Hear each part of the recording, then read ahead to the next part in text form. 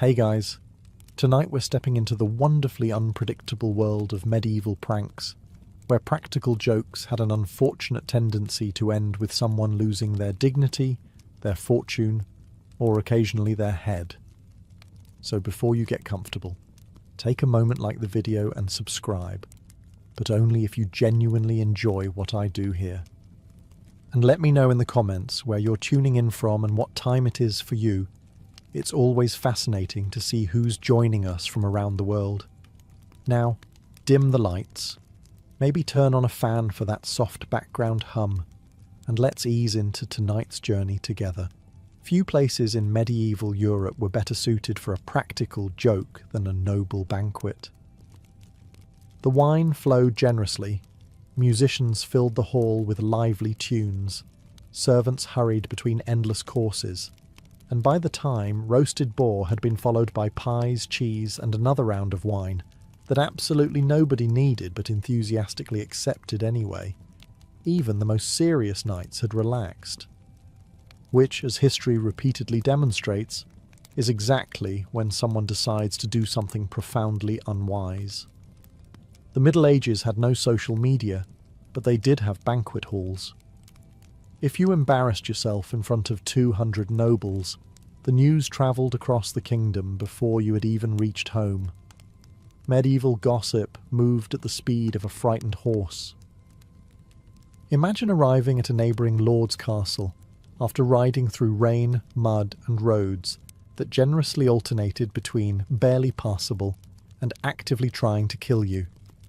You surrender your sword to the attendants, straighten your expensive cloak, and step into the magnificent Great Hall. Hundreds of candles illuminate colourful banners hanging from towering wooden beams. Long tables overflow with roasted venison, fresh bread, fragrant herbs, imported spices worth small fortunes, and enough ale to convince almost anyone that politics was a wonderful idea.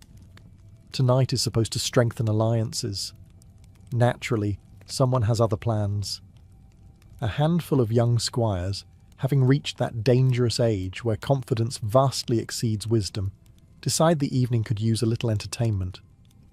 Unfortunately, medieval entertainment often came at someone else's expense. While their chosen victim is distracted greeting fellow nobles, the squires quietly begin rearranging his place at the table. His beautifully engraved silver goblet disappears, replaced by an ordinary wooden cup, usually reserved for minor servants. His richly embroidered cushion is swapped with one so lumpy it feels as though someone stuffed it with walnuts and mild disappointment. His personal servant is secretly instructed to wait on another guest instead, leaving the unfortunate noble repeatedly reaching for dishes that never quite arrive. At first, he assumes it is an honest mistake. After the third course passes him by while everyone else happily eats, he begins to suspect the universe has developed a personal grudge. Around him, quiet chuckles begin spreading down the table. One knight suddenly finds his bread incredibly fascinating. Another develops a desperate interest in the ceiling beams. A lady nearly inhales her wine, trying not to laugh. Even the court musicians, whose job is to remain dignified while someone inevitably requests the same song for the 7th time, struggle to keep straight faces. Today, this might become a viral dinner video. Back then, it became a diplomatic incident.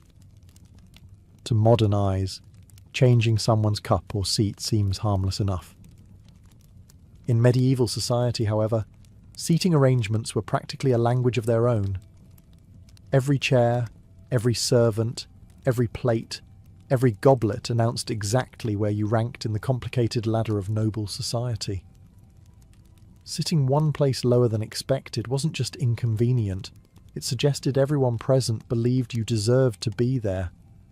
And nothing irritated a medieval noble more than discovering his social status had apparently been downgraded without prior consultation.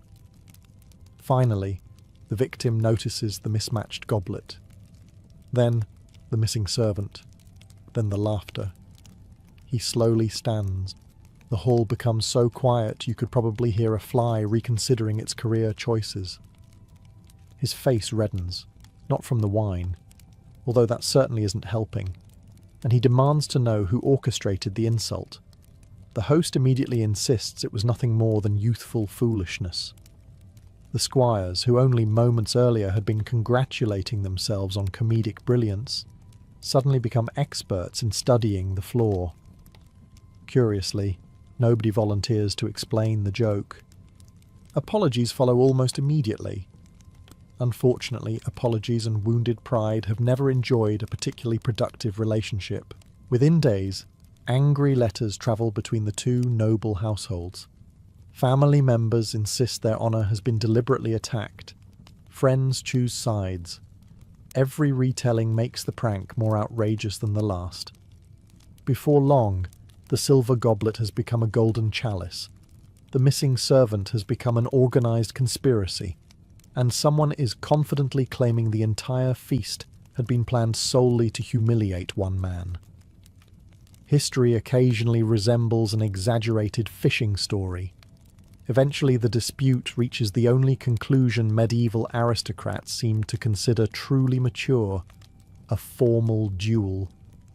No one remembers the uncomfortable cushion. No one talks about the missing dinner. Everyone remembers the swords.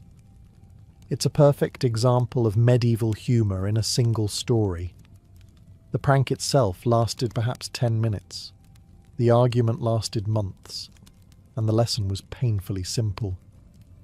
If you're going to embarrass someone in front of half the kingdom, make absolutely certain they have a better sense of humour than a medieval noble. Statistically speaking, they probably won't. If there was one group in medieval Europe that consistently proved intelligence and common sense were not always close friends, it was university students. Much like students today, they enjoyed debating philosophy, avoiding work whenever possible, surviving on questionable meals, and convincing themselves that every terrible idea was, in fact, hilarious. Unlike students today, however, many of them also carried knives. Medieval universities in cities like Paris, Oxford and Bologna were bustling places filled with thousands of young men who had travelled great distances to study theology, law, medicine, and the fine art of arguing about subjects no one outside the university particularly cared about. They lived in crowded lodgings, spent long evenings in taverns, and frequently found themselves at odds with local townspeople. The relationship between students and residents was strained. Imagine packing several hundred teenagers into one neighbourhood, giving them very little supervision, and reminding them that they were among the most educated people in Europe. Nothing could possibly go wrong. One favourite target for mischief was the town's church bells. In medieval cities, bells were far more than clocks.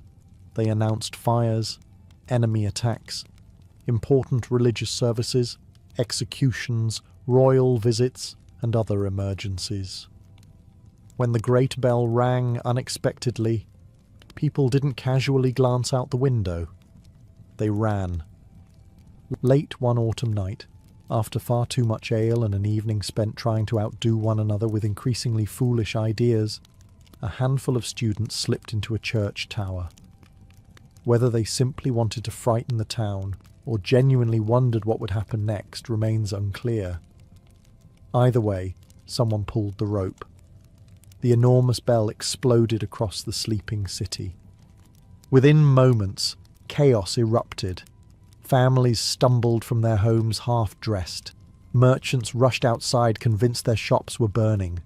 Soldiers grabbed weapons. Priests hurried toward the church expecting disaster. Mothers searched desperately for missing children, while neighbours shouted contradictory rumours across narrow streets. The castle is under attack. No, it's a fire. I heard the French are here. Considering this happened in France on more than one occasion, that particular rumour required a little refinement. Meanwhile, the students watched from the shadows, trying very hard not to laugh loudly enough to give themselves away. For a few glorious minutes, the prank appeared to be a complete success. Then the town discovered there was no fire, no invading army, no collapsing bridge, just hundreds of furious people standing in the middle of the street at 2 a.m. wondering who had interrupted perfectly good sleep. And medieval people valued sleep. After all, candles were expensive, beds were uncomfortable, and if you actually managed to fall asleep despite the snoring, livestock, fleas, and the occasional rooster with absolutely no respect for sunrise, you wanted to keep sleeping. The authorities immediately began searching for whoever had rung the bell. Finding the culprits wasn't especially difficult. University students had many talents. Remaining quiet after successfully pulling off a prank was rarely one of them. Several of the guilty young scholars proudly retold the story in taverns the very next evening, apparently forgetting that taverns were full of witnesses who enjoyed rewards almost as much as gossip. The university attempted to defend its students, arguing they were simply immature. The townspeople argued they were idiots. For perhaps the only time in medieval history, both sides may have been completely correct. The prank became another chapter in the long-running feud between town and gown, reminding everyone that a single pull of a bell rope could wake an entire city and leave the pranksters wishing they had simply gone to bed instead. If anyone in medieval Europe could get away with insulting a king to his face, it was the court jester. Usually. The position of royal fool was one of the strangest jobs ever invented. His duty was to entertain the court with jokes, songs, clever observations, and the occasional insult directed at the most powerful people in the kingdom. While everyone else carefully chose every word before speaking to the monarch, the fool was expected to say what others dared not. It was an extraordinary privilege. It was also a spectacularly dangerous misunderstanding if taken too literally. Many jesters were far more intelligent than people assumed. Behind the colourful clothes, jingling bells, and exaggerated behaviour often hid remarkably sharp minds. Kings valued them because humour had a curious way of revealing uncomfortable truths. A joke could criticise bad decisions without sounding like open rebellion. Most of the time, one famous tradition tells of a royal banquet where the king had spent the evening proudly boasting about a recent military victory. Every noble around the table enthusiastically agreed that the campaign had been brilliant. The generals praised his courage. The bishops thanked God for his wisdom. Even the servants nodded along while quietly hoping nobody asked their opinion. Then the fool stood up. He looked around the hall, bowed dramatically, and announced that he wished to congratulate His Majesty for achieving something no previous ruler had ever managed. The king smiled. The court leaned forward. The fool continued. "You have discovered a way to win a war while allowing everyone else to do the fighting."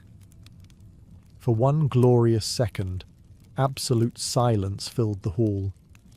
Then a few nervous chuckles escaped. One knight laughed a little too loudly before realizing everyone else had stopped. He immediately found tremendous interest in his roasted chicken. The king stared at the fool. Nobody moved. Even the dogs lying beneath the tables seemed to sense that this was not the ideal moment to bark. The joke itself was clever enough. Medieval rulers often stayed behind the front lines while their armies carried out campaigns. Everyone in the room understood the meaning immediately. That was precisely the problem. A successful joke usually contains a little truth. An unsuccessful joke contains a little too much. The fool quickly realized he had wandered beyond the invisible boundary separating amusing honesty from public embarrassment. Every noble present had just watched the king become the target of laughter in his own great hall. Royal pride was many things. Fragile was certainly one of them.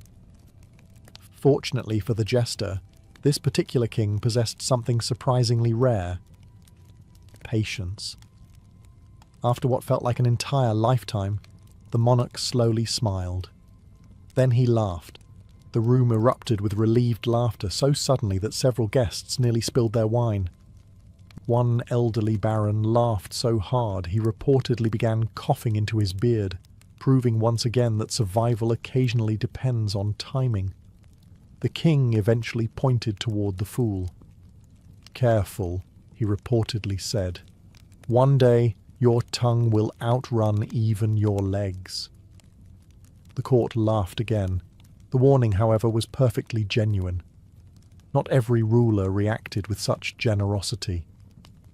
Medieval chronicles contain stories of fools who lost their positions, their freedom, or, according to later legends, even their lives after mocking the wrong prince, or exposing an especially embarrassing truth.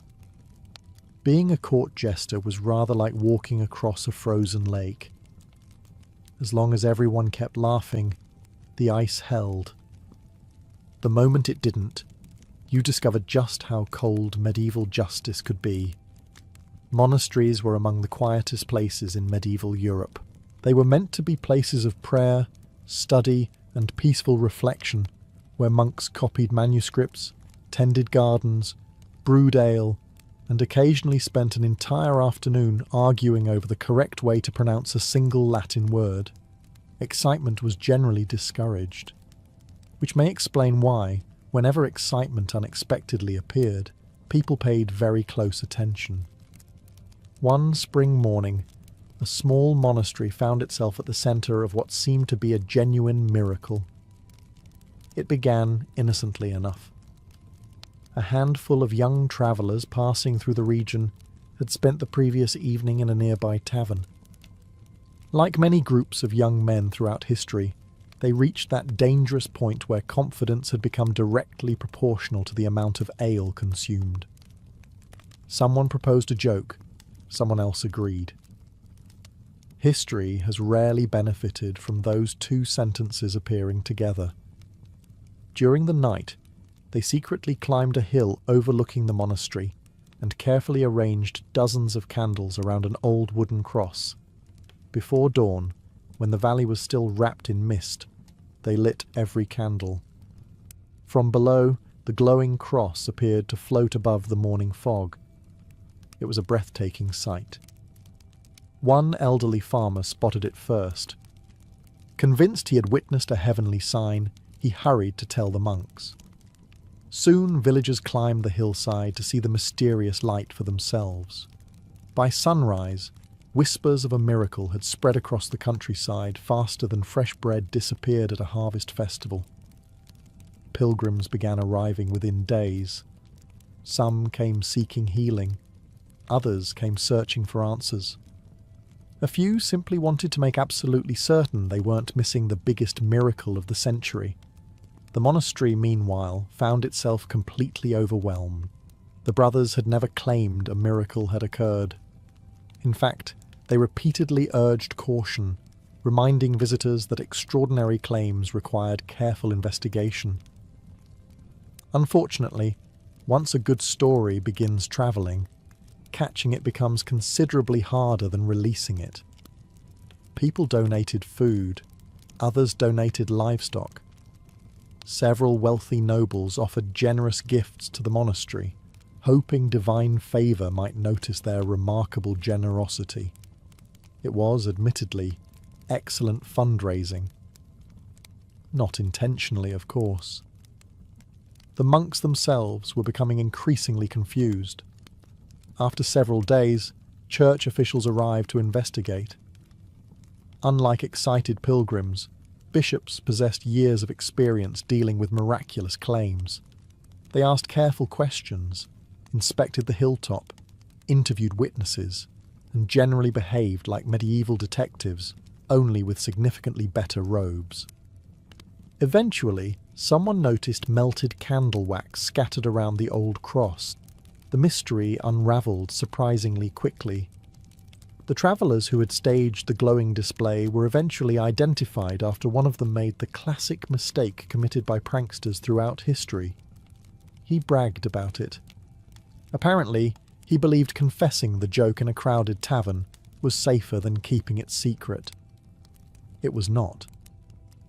When questioned, the young men admitted they had only wanted to surprise local villagers with a harmless illusion. They never imagined hundreds of pilgrims would appear, donations would pour in, and senior church officials would become personally involved. Their prank had grown far beyond their control. The punishment was far less amusing than the joke. The travellers were publicly reprimanded, ordered to perform acts of penance, and became locally famous for all the wrong reasons. More importantly, the incident made genuine reports of miracles harder to believe for years afterward, leaving many honest monks frustrated by a joke they had never asked to join. The pranksters had hoped to create one unforgettable morning. Instead, they created months of confusion. It's another reminder that in medieval Europe, pretending something was miraculous was rather like pretending you had discovered buried treasure. Sooner or later, everyone showed up with questions, and very few of them arrived carrying a sense of humour. If medieval pranksters had been asked to choose the perfect accomplice, many would probably have selected a goose. Not because geese were obedient, quite the opposite. A goose possesses the remarkable ability to wake an entire neighbourhood, chase fully grown adults with complete confidence, and somehow convince everyone involved that it is the victim. Medieval people knew this perfectly well, which made the birds ideal partners for anyone looking to create unforgettable chaos. One noble household learned that lesson the hard way. The castle was preparing for one of its grandest feasts of the year. Important guests had travelled for days to attend. Servants polished silver platters until they reflected candlelight like mirrors. Cooks had spent hours roasting meat over enormous hearths, while bakers carried fresh loaves from blazing ovens. Every tapestry had been carefully hung, every bench arranged, and every goblet placed exactly where tradition demanded. In short, everything was organised, which meant it was only a matter of time before someone ruined it. A pair of young pages, whose official duties apparently left far too much free time, decided the banquet lacked one important ingredient: entertainment. Sneaking into the castle's courtyard before the guests arrived, they quietly rounded up half a dozen particularly energetic geese from the nearby farm. Their plan was beautifully simple. Release the birds during the feast. Watch what happens. They expected a few startled nobles, perhaps some spilled wine, and a story they could laugh about for years. Instead, they unleashed feathery anarchy.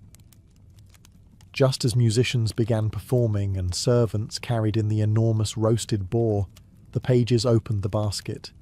The geese burst into the great hall like tiny, angry cavalry. One immediately flapped onto the high table. Another flew directly into a servant carrying a tray of steaming meat pies. A third became deeply offended by a nobleman's expensive velvet cloak and launched a completely unprovoked attack. Within seconds, dignity abandoned the castle entirely. Guests leaped from benches. Servants dropped platters. Dogs began chasing birds. Birds began chasing dogs. One terrified goose somehow landed inside the musician's corner, causing the harp player to produce what historians would probably describe as an experimental performance. Meanwhile, the lord of the castle attempted to maintain order. It is surprisingly difficult to give authoritative commands while dodging an aggressive bird determined to peck your boots. Wine splashed across embroidered clothing worth small fortunes. Candles toppled. Several decorative platters shattered across the stone floor. One elderly knight reportedly climbed onto a bench to escape the birds, an act that permanently damaged his reputation far more than his knees. The pages, hidden behind a pillar, were laughing so hard they could barely breathe. Unfortunately, laughter has an unfortunate habit of attracting attention. A kitchen servant recognised them almost immediately. The birds were eventually caught after what witnesses described as the longest 20 minutes in castle history. The feast resumed, but the mood had changed completely. Instead of discussing politics and alliances, everyone spent the evening picking feathers from their clothing. The 2 pages were dragged before the Lord. He was not amused. They spent the following weeks performing every unpleasant chore imaginable, cleaning stables, hauling water, scrubbing kitchens, and repairing the damage their brilliant idea had caused. The geese, meanwhile, received no punishment whatsoever. They wandered back to the farm exactly as they had arrived, completely convinced they had won. To be fair, they probably had. Love letters have caused trouble throughout history. In the Middle Ages, however, they possessed a special kind of destructive power. A single handwritten note could ruin an engagement, ignite a family feud, or convince 2 noble houses that betrayal was quietly unfolding beneath their own roofs. All before lunch. Unlike today, letters were rare, personal, and difficult to fake convincingly. Most people couldn't read or write, which meant that every written message carried unusual importance. If someone received a sealed letter bearing the correct crest or signature, there was every reason to believe it was genuine. That made forged letters the medieval equivalent of lighting a candle inside a powder magazine. One story tells of 2 young squires serving rival noble families. They were close friends despite their master's constant political competition. Like many young men with entirely too much confidence and entirely too little judgment, they convinced themselves they had invented the funniest prank imaginable. One evening, after borrowing a few scraps of expensive parchment and carefully copying the handwriting of a household secretary, they composed a passionate love letter. It wasn't addressed to a servant. It wasn't addressed to an unmarried noblewoman. It was addressed to the wife of an influential lord. The letter spoke of secret meetings, stolen glances across banquet tables, and promises to meet beneath the old oak tree outside the castle walls after sunset. To make the joke even more convincing, they signed it with the name of another powerful noble who happened to be attending court that very week. The plan, at least in their minds, was wonderfully simple. The lady would read the letter. She would immediately recognize it as nonsense. Everyone would laugh. The parchment would probably end up in the fireplace. Instead, the letter was discovered by her husband. Comedy ended right there. The Lord read every line twice, then a 3rd time. His face reportedly became so pale that one servant wondered whether he might faint. Another quietly decided it was an excellent moment to leave the room entirely. Experience suggested that angry nobles were best appreciated from a considerable distance. Within hours, accusations began flying across the castle. The supposedly guilty noble was confronted during dinner. He denied writing the letter. The husband insisted he was lying. Guests who had arrived expecting a pleasant evening of music and roasted venison suddenly found themselves watching 2 armed aristocrats shouting at each other across the great hall. Quite a dramatic improvement over entertainment provided by minstrels. The lady herself protested that she had never seen the letter before. Unfortunately, jealousy has never been famous for listening carefully. Servants began whispering. Neighbours invented details that had never happened. Before long, people confidently discussed secret romances that existed only because 2 bored squires possessed remarkably poor decision-making skills. The prank had become a scandal. Eventually, one frightened servant admitted seeing the young men practicing signatures several days earlier. Under questioning, the squires confessed almost immediately. If there was one thing medieval merchants loved almost as much as making money, it was the thought that someone else might be making even more. Greed, it turns out, is wonderfully predictable.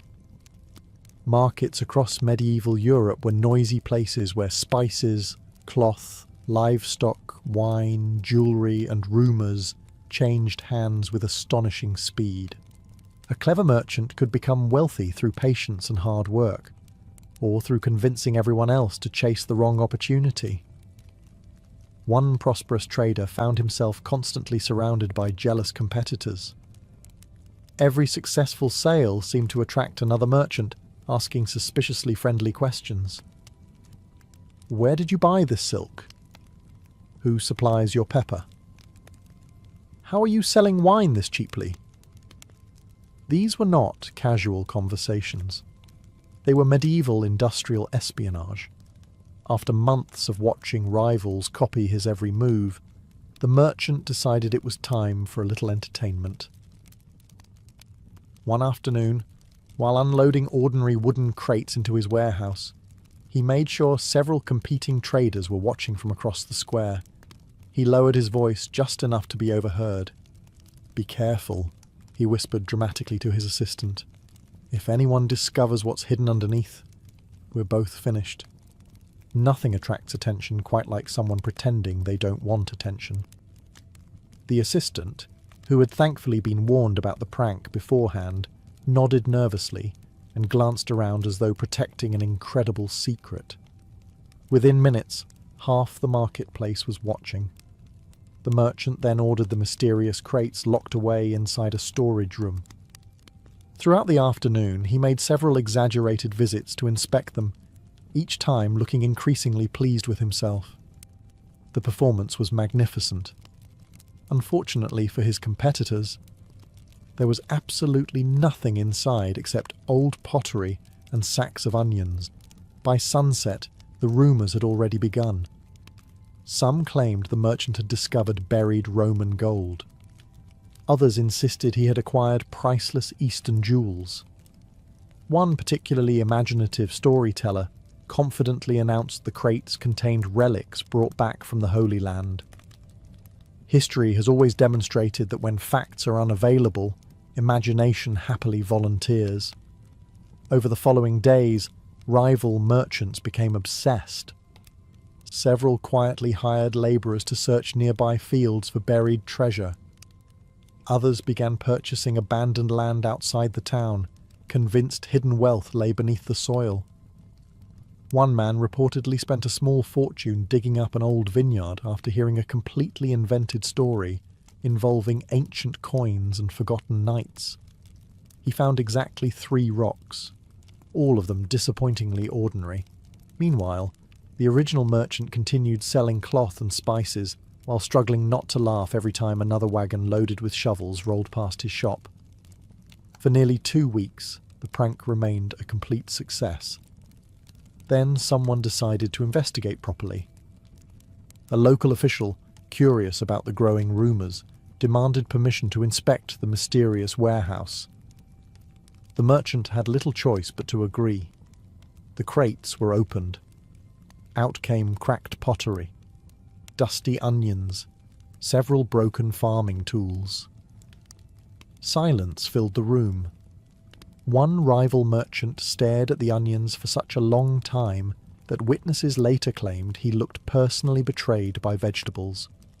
The truth spread through town almost as quickly as the original rumour. Some people admired the merchant's cleverness. His competitors admired considerably less. Several accused him of deliberately wasting their money and time. While no laws had technically been broken, friendship certainly had. Business partnerships quietly ended, and more than one customer chose to shop elsewhere for a while. The merchant had won the joke. He had also earned a collection of enemies with exceptionally long memories. It was another reminder that medieval pranks didn't always require swords, geese, or forged letters. Sometimes all you needed was a few empty crates, and the comforting knowledge that curiosity has always been humanity's most expensive hobby. Medieval tournaments were supposed to celebrate courage, skill, and honour. They also happened to attract enormous crowds, generous prizes, ambitious knights, and just enough wine to encourage spectacularly poor decisions. It was, in other words, the perfect setting for a prank. By the late Middle Ages, tournaments had become grand public spectacles. Colourful tents stretched across open fields. Merchants sold everything from roasted meat to polished armour. Musicians played cheerful tunes. and noble families gathered to watch armoured warriors crash into one another with remarkable enthusiasm. Safety regulations were optimistic. Among the competitors was a young knight with a reputation for being both talented and hopelessly mischievous. He had grown tired of hearing rivals boast that they could recognise any famous knight simply by the way he rode a horse or lowered a lance. "I could fool every one of them," he reportedly claimed. Those words have introduced countless bad ideas throughout history. Instead of entering under his own banner, he secretly borrowed another knight's shield and had his own coat of arms carefully covered beneath a plain design. Even his horse wore unfamiliar colours. Only a handful of close friends knew the truth. His plan was simple: compete anonymously, win a few matches, reveal his identity at the end. Everyone applauds. No one gets hurt. As medieval history repeatedly demonstrates, plans rarely survive first contact with other people. The tournament began. One after another, experienced knights challenged the mysterious newcomer.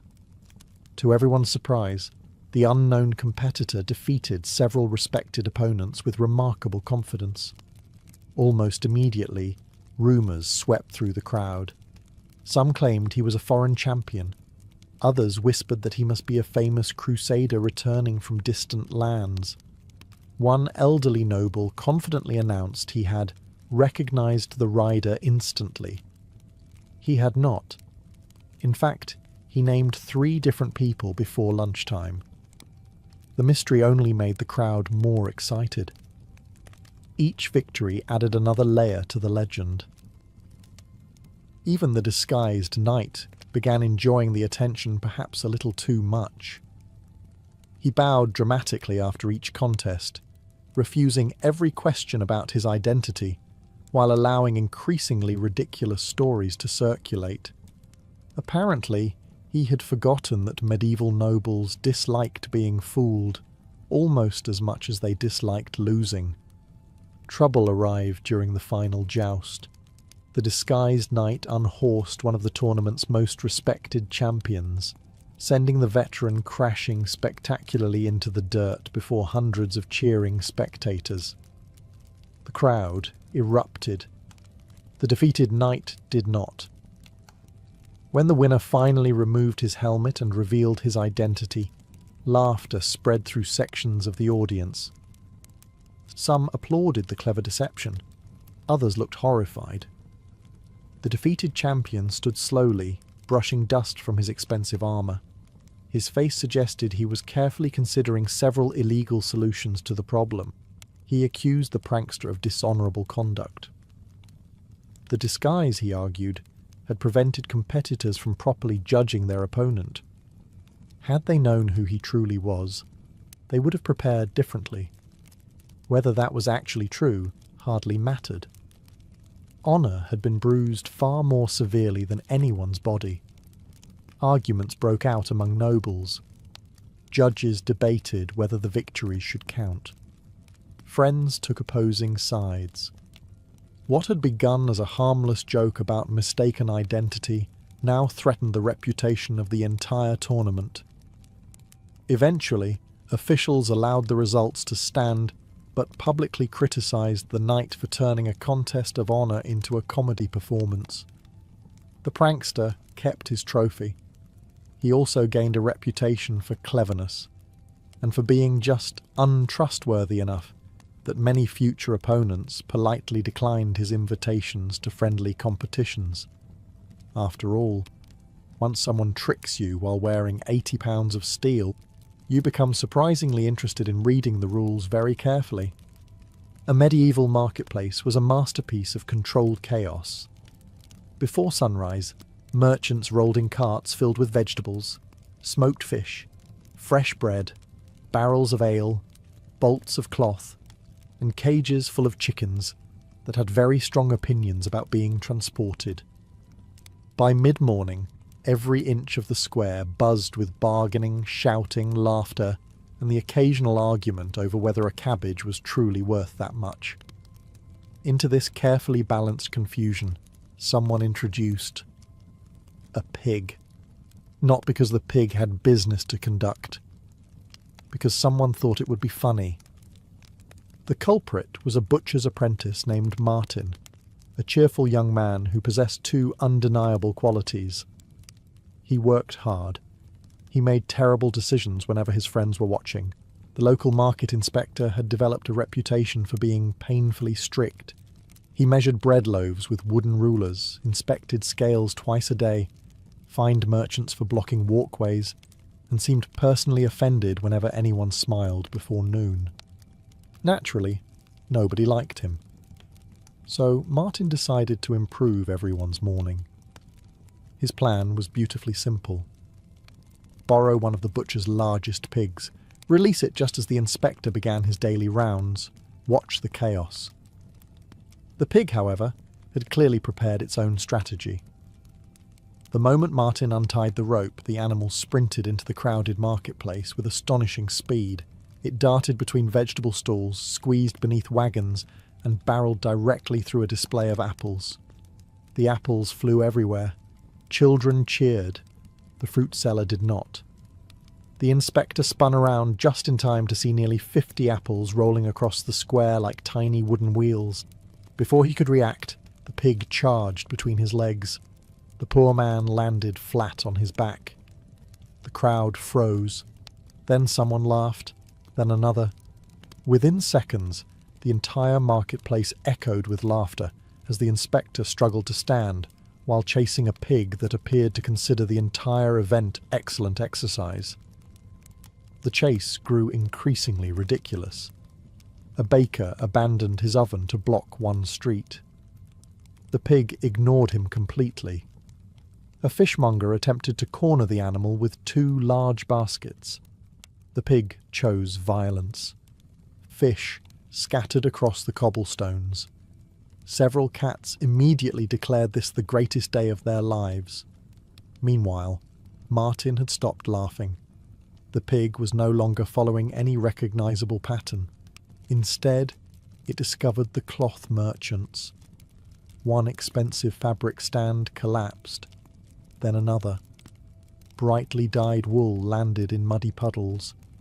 A barrel of ale tipped over. A frightened donkey broke loose from its cart. Now there were two animals running through the market. The inspector looked as though he was reconsidering every decision that had led him to this profession.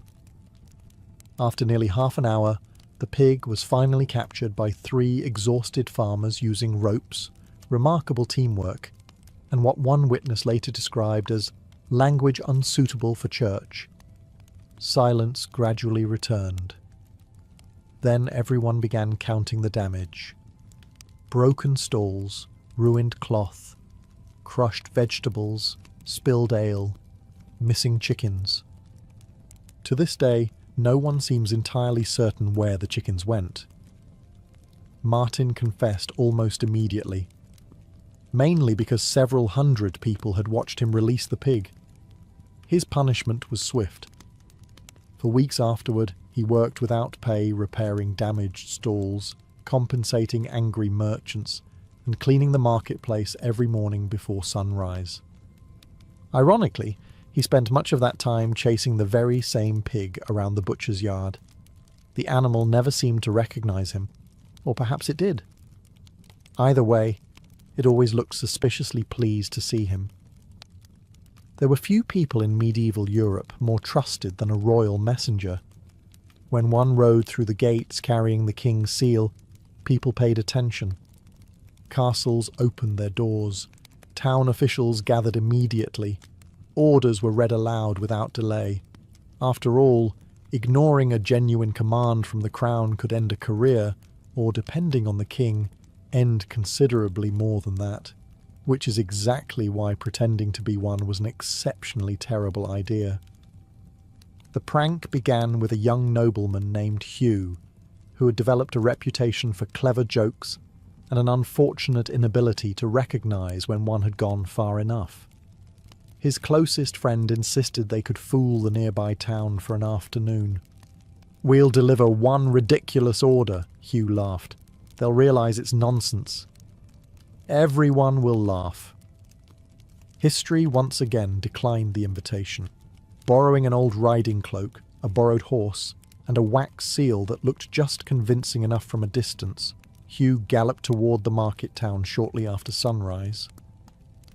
Dust covered his boots, his horse was sweating, and he wore the serious expression common to men carrying very important news. Fortunately, acting confident has always been surprisingly persuasive. The town bailiff hurried to greet him. "The king sends urgent instructions," Hugh announced, holding up the sealed letter. The bailiff bowed immediately. No one questioned him. The letter contained several royal commands. Every merchant was to close their shop before noon. Every able-bodied man was to report to the town square carrying a shovel. The mayor was ordered to prepare lodging for a group of royal inspectors arriving the following morning. And, for reasons known only to Hugh's imagination, every church bell was to ring exactly 7 times at midday.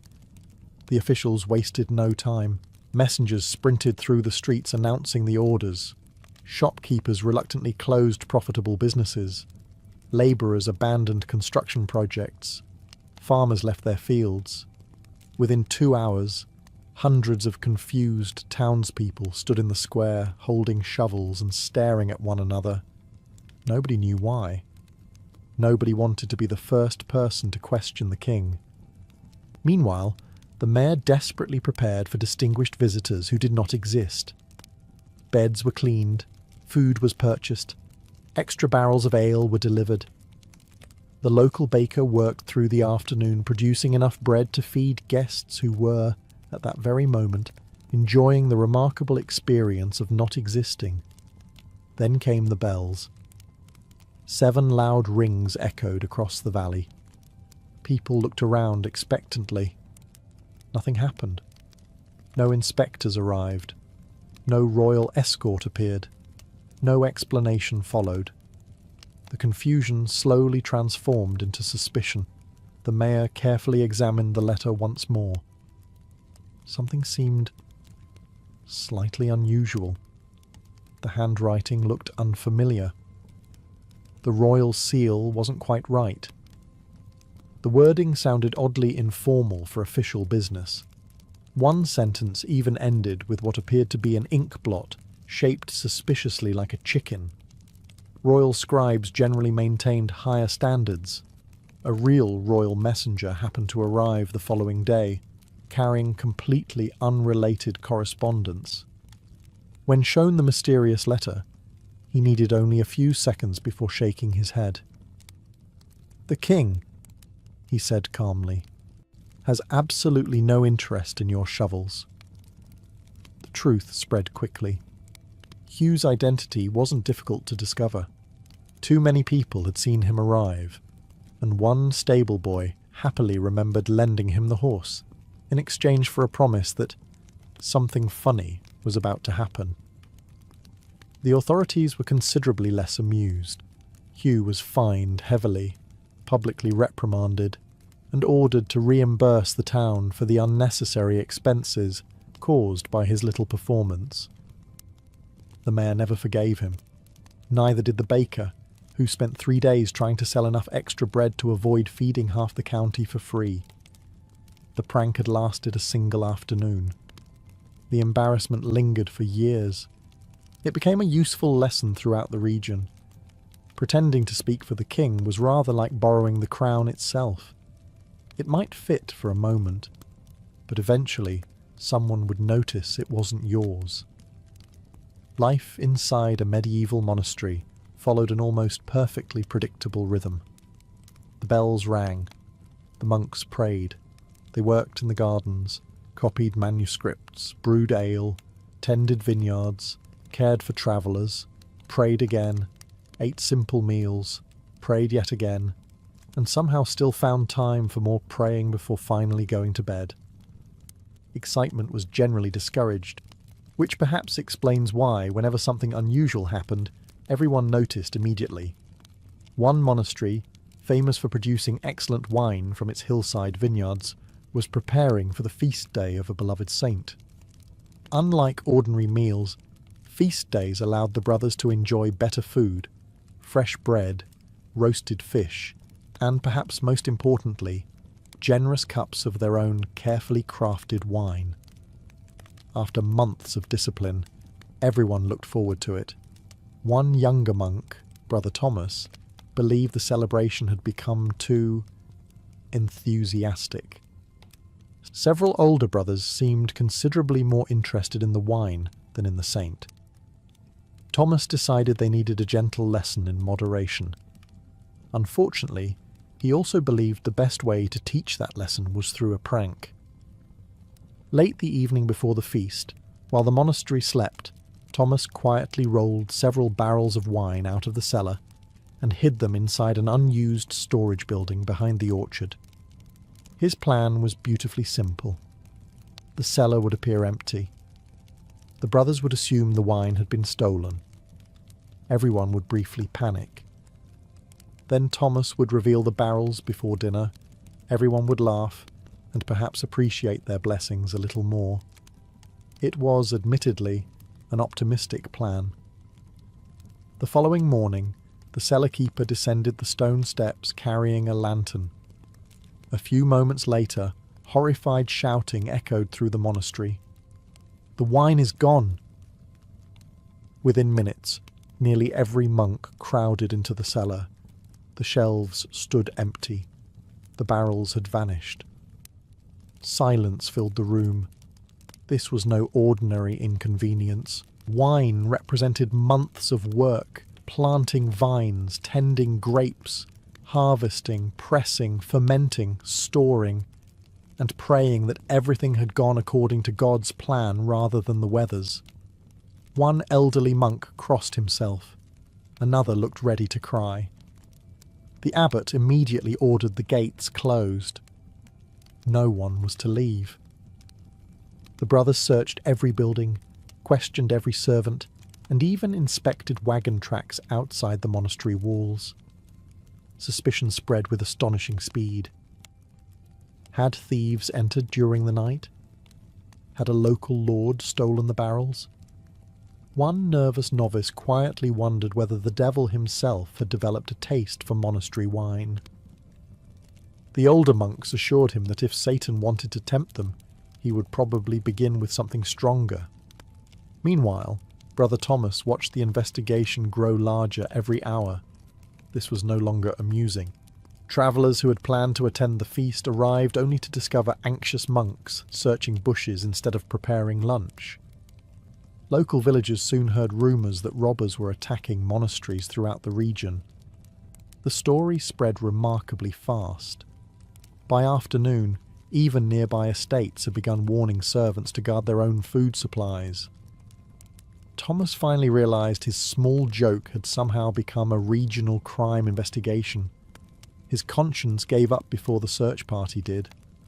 Gathering the courage he no longer possessed that morning, he approached the abbot and quietly confessed everything. The monks followed him to the old storage shed. Inside sat every barrel exactly where he had left them. The relief was immediate. The laughter, not so much. Brother Thomas spent the next several months assigned to the monastery's least desirable duties, cleaning kitchens, hauling water, tending pigs, and helping in the vineyards whose wine he had nearly convinced everyone had disappeared forever. The feast eventually went ahead. The wine tasted just as good. But whenever Brother Thomas carried a barrel afterward, someone invariably smiled and asked, "You're putting it back this time, aren't you?" Every medieval castle had its ghost stories. Some claimed a headless knight wandered the battlements after midnight. Others insisted a lady in white appeared whenever tragedy approached. Nearly every old fortress possessed at least one mysterious tower that sensible people avoided after sunset. Whether anyone truly believed the stories hardly mattered. Nobody was particularly eager to test them. One castle in northern Europe had recently welcomed a wealthy noble family from another region. They had purchased the estate despite repeated warnings from the local villagers. "They say it's haunted." The new owner laughed. "I fought in 3 wars. I'm not afraid of old stories." His servants, however, were considerably less confident. Among them were 3 mischievous stable boys who had grown up hearing every frightening legend about the castle. One rainy evening, they decided it would be amusing to convince the newcomers that the ghosts were still very much at home. Their plan was surprisingly elaborate. They hid lanterns behind narrow windows in an abandoned tower, so strange lights would appear to drift through the darkness. They tied long ropes beneath the floorboards of an unused hallway, allowing heavy wooden doors to swing open by themselves. Finally, they recruited one unfortunate kitchen boy to walk through the courtyard, wrapped in a white bedsheet shortly after midnight. Looking back, perhaps someone should have questioned that final detail. As darkness settled over the castle, the performance began. A servant carrying firewood glanced toward the old tower and froze. "There," he whispered. "The light." Others looked up. Sure enough, pale golden lights appeared where no one should have been. A cold wind happened to sweep through the courtyard at exactly the wrong moment. Perfect timing. Soon afterward, one of the great oak doors slowly creaked open by itself. Several maids screamed. 2 guards immediately drew their swords. Neither appeared entirely convinced swords were the proper weapon against spirits, but they were all they had. Then came the final act. The kitchen boy emerged from the mist, wrapped head to toe in his white sheet, arms stretched awkwardly into the air. For approximately 5 seconds, everything worked perfectly. Then disaster arrived. One elderly guard, who had spent 30 years fighting very real enemies, didn't pause to investigate supernatural possibilities. He simply charged. The terrified kitchen boy shrieked, dropped the sheet, and sprinted across the courtyard faster than anyone believed possible, while the equally terrified guard chased him, convinced the ghost was attempting to escape. The stable boys, watching from behind a wall, laughed so hard they accidentally knocked over one of the hidden lanterns. It crashed into a pile of old straw. Within moments, smoke drifted into the night sky. Now the castle genuinely had an emergency. The alarm bell rang. Servants formed bucket lines from the well. Guests rushed outside half-dressed, convinced evil spirits had set the castle ablaze. Ironically, they were only half wrong. Fortunately, the small fire was extinguished before it reached the wooden buildings nearby, but the prank was over. The stable boys confessed almost immediately, mainly because one of them was still holding the rope attached to the haunted door. The lord of the castle was furious, not because they had frightened his household, but because they had nearly burned down a fortress that had survived centuries of sieges, storms, and wars, only to be threatened by 3 boys with entirely too much imagination. If you happened to stroll through Rome during the middle of December, expecting the usual order and discipline, you would have assumed the empire had quietly collapsed overnight. Respectable senators wandered the streets wearing colourful caps instead of solemn expressions. Wealthy merchants laughed with complete strangers. Dice games, normally frowned upon in polite society, appeared on nearly every table. Slaves spoke freely to their masters without fearing punishment. Everywhere you looked, people shouted the same cheerful greeting, "Io Saturnalia!" For one remarkable week, Rome intentionally turned itself upside down. Saturnalia honoured Saturn, the ancient god of agriculture, whose mythical reign was remembered as a golden age when all people supposedly lived as equals. Whether that peaceful paradise had ever existed hardly mattered. Romans loved the idea enough to recreate a small piece of it every winter. The celebration began at Saturn's temple in the Roman Forum. Priests offered sacrifices before crowds gathered beneath garlands of evergreen branches decorating streets, homes, and public buildings. The woolen bindings normally wrapped around Saturn's statue were ceremonially removed, symbolizing freedom itself being temporarily released. Once the ritual ended, so did much of Rome's normal routine. Businesses often closed. Courts suspended many legal proceedings.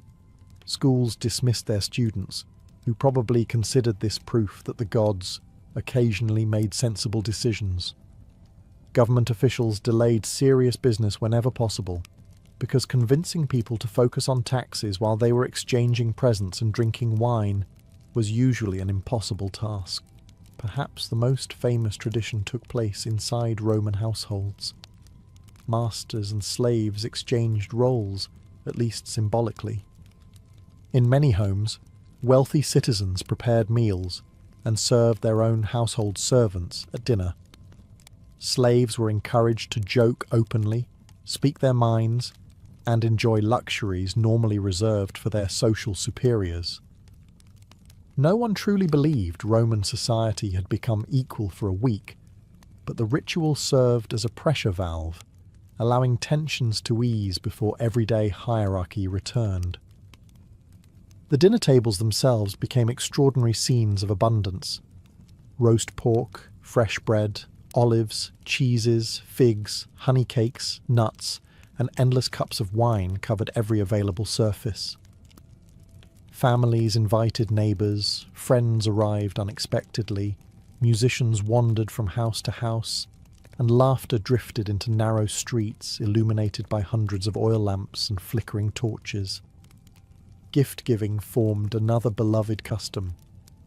Romans exchanged small presents called sigillaria, often tiny clay figurines, candles, writing tablets, or humorous trinkets that cost little but carried personal meaning. Expensive gifts certainly existed, but clever or amusing presents often earned greater appreciation than lavish displays of wealth. Even 2,000 years ago, nobody really needed another decorative bowl. As darkness settled over the city, Saturnalia truly came alive. Taverns overflowed with cheerful customers, music echoed through crowded neighbourhoods, and friendly gambling games continued well into the night. Dice rolled across wooden tables, despite laws that usually prohibited such entertainment outside the festival. The entire city seemed determined to postpone bedtime for as long as humanly possible. For those few magical nights, Rome forgot its usual seriousness. The empire that conquered continents chose instead to celebrate laughter, generosity, and glorious disorder beneath the glow of countless torches. And as the festival reached its height, another kind of nighttime spectacle was already preparing to keep the eternal city awake. If Saturnalia allowed Romans to laugh at the rules, Lupercalia reminded them that some traditions were far older than the empire itself. By the middle of February, the festive decorations had long disappeared. Daily life had returned to its familiar rhythm, and respectable citizens once again behaved as respectable citizens were expected to behave. Then came Lupercalia, and Rome willingly embraced one of its strangest nights. Unlike Saturnalia's cheerful feasting, Lupercalia felt ancient, mysterious, and just a little unsettling. The festival centred around the Lupercal, a cave on the slopes of the Palatine Hill.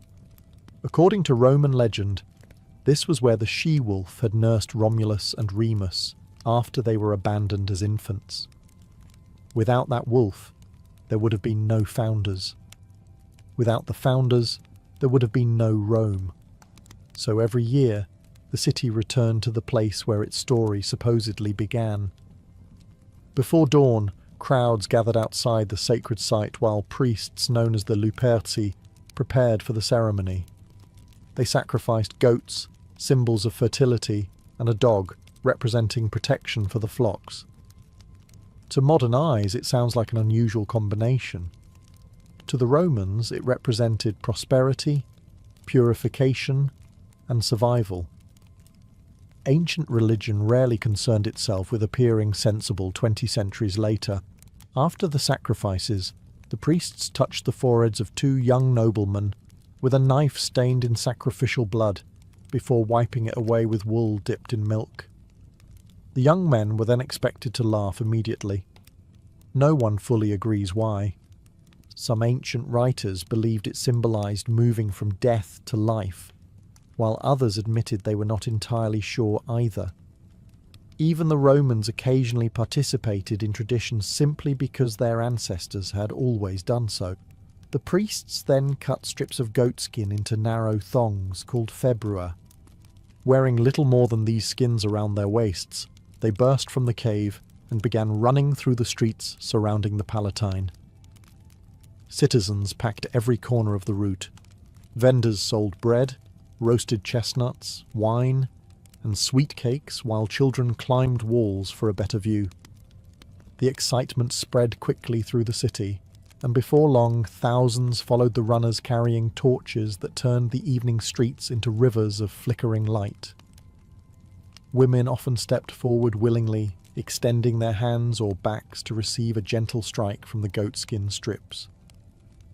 Far from being an insult, many believed the touch would bring fertility, healthy pregnancies, or an easier childbirth. Roman society placed enormous importance on family and heirs, making such blessings highly desirable. As darkness settled over the hills, music, drinking, and storytelling continued long after the official ritual had ended. The race itself lasted only a short time, but the celebration lingered well into the night. Once again, Rome proved remarkably talented at turning a religious ceremony into an all-night gathering. And while Lupercalia honoured the city's legendary birth, the next celebration would reveal another Roman obsession entirely: the irresistible thrill of public spectacle. If Lupercalia filled Rome's streets with runners and torchlight, the Circus Maximus showed what happened when nearly the entire city gathered in one place. Nothing captured the Roman imagination quite like chariot racing. Gladiators may receive the attention today, but for the average Roman citizen, the greatest excitement often came from 4 horses charging around a dusty track at terrifying speed. And on festival days, those races rarely ended when the sun went down. The Circus Maximus stretched through the valley between the Palatine and Aventine hills, large enough to hold well over 100,000 spectators, with later renovations increasing its capacity even further. Imagine an enormous stadium packed tighter than a modern championship final, except everyone had also brought food, wine, loud opinions, and absolutely no intention of staying quiet. By early morning, the entrances overflowed. Bakers carried baskets of fresh bread through the crowds. Vendors roasted sausages over smoking braziers. Others sold olives, dried fruit, honey cakes, watered wine, and small souvenirs painted in the colours of the racing factions. Every citizen, from senators in fine white togas to labourers still dusty from work, found themselves squeezed shoulder to shoulder. The excitement centred on 4 famous racing teams: the Blues, Greens, Reds, and Whites. These were not simply sporting clubs. Loyal supporters followed them with astonishing passion. Families argued over them. Friends placed bets on them. Some spectators probably claimed they had supported the Greens before it became fashionable. Human nature has always enjoyed pretending it discovered success first. Each race featured 4-horse chariots hurtling around the long central barrier known as the spina. Drivers balanced precariously on lightweight vehicles, while reins wrapped around their waists allowed greater control. Unfortunately, they also made crashing considerably more dangerous. If a chariot overturned, the driver could be dragged behind panicked horses unless he managed to cut himself free with the knife every racer carried. The crowd reacted to every turn as though the fate of the empire depended upon it. Cheers erupted whenever a favourite gained ground. Groans spread through the stadium after collisions. Clouds of dust rose into the air, coating spectators, food, and expensive clothing alike. Nobody seemed particularly bothered. If your dinner contained a small amount of racetrack, you simply considered yourself fully immersed in the experience. Festival programs often included dozens of races spread throughout the day. Between events came musicians, acrobats, trained animals, comic performers, and ceremonial processions honouring the gods. The entertainment barely paused long enough for anyone to remember they had arrived shortly after sunrise. As evening approached, servants lit hundreds of oil lamps and towering torches around the massive arena. The glow reflected from polished marble, bronze statues, and brightly painted decorations, creating an almost magical atmosphere. Instead of emptying, many spectators stayed. Taverns surrounding the circus filled with racing fans, arguing over disputed victories, questionable betting decisions, and whether a particular driver had deliberately forced his rival into the barrier. Ancient sports debates were every bit as passionate as modern ones. Long after the final chariot crossed the finish line, laughter, music, and animated conversations spilled into Rome's streets. The races had ended, but the city was nowhere near ready for sleep. Soon another festival would prove that Romans needed neither horses nor competition to celebrate until dawn. Sometimes, flowers alone were enough. If the Circus Maximus celebrated speed and competition, the Floralia celebrated something far less predictable: spring itself. Held between the end of April and the beginning of May, this festival honoured Flora, the goddess of flowers, blossoms, and new growth. After months of cooler weather, Rome erupted into colour, fragrance, music, and laughter. It was a celebration that encouraged people to loosen their belts, forget their worries, and stay outside long after the stars had appeared. Unlike many solemn Roman religious festivals, Floralia was deliberately playful. The celebrations began with sacrifices at Flora's temple near the Circus Maximus, but formal ceremonies quickly gave way to entertainment. Streets filled with garlands woven from roses, violets, lilies, and fresh greenery. Public buildings were decorated with flowering branches, while citizens wore colourful clothing instead of the traditional white garments expected during more serious occasions. For once, looking respectable was not the priority. Looking cheerful was. The festival reflected the unpredictable energy of spring. Nature had survived another winter. Crops were beginning to grow. Orchards promised fruit in the coming months, and vineyards stretched fresh green shoots toward the sun. Rome understood that if agriculture failed, the empire suffered. Celebrating Flora was not simply about admiring flowers. It was about thanking the forces that kept everyone fed. As daylight faded, crowds gathered for theatrical performances, unlike those staged during more formal religious holidays. Comedies filled with exaggerated characters, clever jokes, ridiculous misunderstandings, and playful mockery delighted enormous audiences. Actors performed wearing brightly painted masks, while musicians accompanied every entrance with flutes, drums, and cymbals. The audience rarely sat quietly. People laughed, shouted advice to performers, applauded favourite scenes, and occasionally heckled actors who failed to impress. Roman theatre encouraged participation. Remaining silent through an entire performance would probably have seemed suspicious, as though you had accidentally wandered into the wrong festival.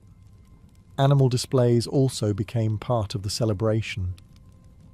Ancient writers described rabbits, goats, deer, and even tame birds being released into public spaces as symbols of fertility and abundance. Children chased after them with delighted excitement, while adults watched with equal amusement. Catching one was rarely the point. Watching your neighbour unsuccessfully chase a rabbit through a crowded square provided perfectly acceptable entertainment. Food vendors took full advantage of the enormous crowds. Fresh cheeses, olives, roasted meats, honey pastries, figs, nuts, and cups of sweet wine circulated constantly through the streets. The aroma of roasting meat mixed with the scent of blooming flowers, creating an atmosphere that was equal parts marketplace and garden. As darkness settled across Rome, thousands of oil lamps illuminated balconies, temples, fountains, and porticos. Musicians gathered at crossroads, dancers performed in open squares, and friends wandered from celebration to celebration with little concern for the hour. Conversation flowed as freely as the wine, while laughter echoed through neighbourhoods that would normally have fallen quiet after sunset. Perhaps that was the true charm of Floralia. It reminded Romans that life was not measured solely by military victories, political speeches, or legal disputes. Sometimes the greatest luxury was simply enjoying a warm spring evening beneath blooming trees, surrounded by friends, music, and the comforting certainty that tomorrow's work could wait until tomorrow. Of course, not every Roman festival celebrated flowers and gentle laughter. Some honoured the gods with fire itself, filling the night sky with flickering flames that transformed the eternal city into a sea of dancing light. While Floralia filled Rome with flowers and laughter, another festival glowed with a quieter kind of light. There were no roaring chariot crowds or runners charging through the streets.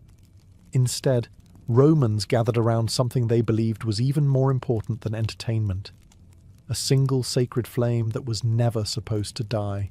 The Vestalia, celebrated each June, honoured Vesta, goddess of the hearth, home, and family. To modern visitors, a fireplace might seem an ordinary household feature. To a Roman, the hearth represented stability itself. If the fire burned, the family endured. If the sacred fire in Rome's temple remained alive, the city itself would continue to prosper. No pressure for the women tending it. At the centre of the festival stood the temple of Vesta in the Roman Forum. Unlike most temples, which housed impressive statues of their gods, this round sanctuary protected something far simpler: an eternal flame cared for by the Vestal Virgins. These priestesses dedicated decades of their lives to serving the goddess, living under strict rules while holding extraordinary respect within Roman society. For most of the year, ordinary Romans could not enter the temple's sacred inner space.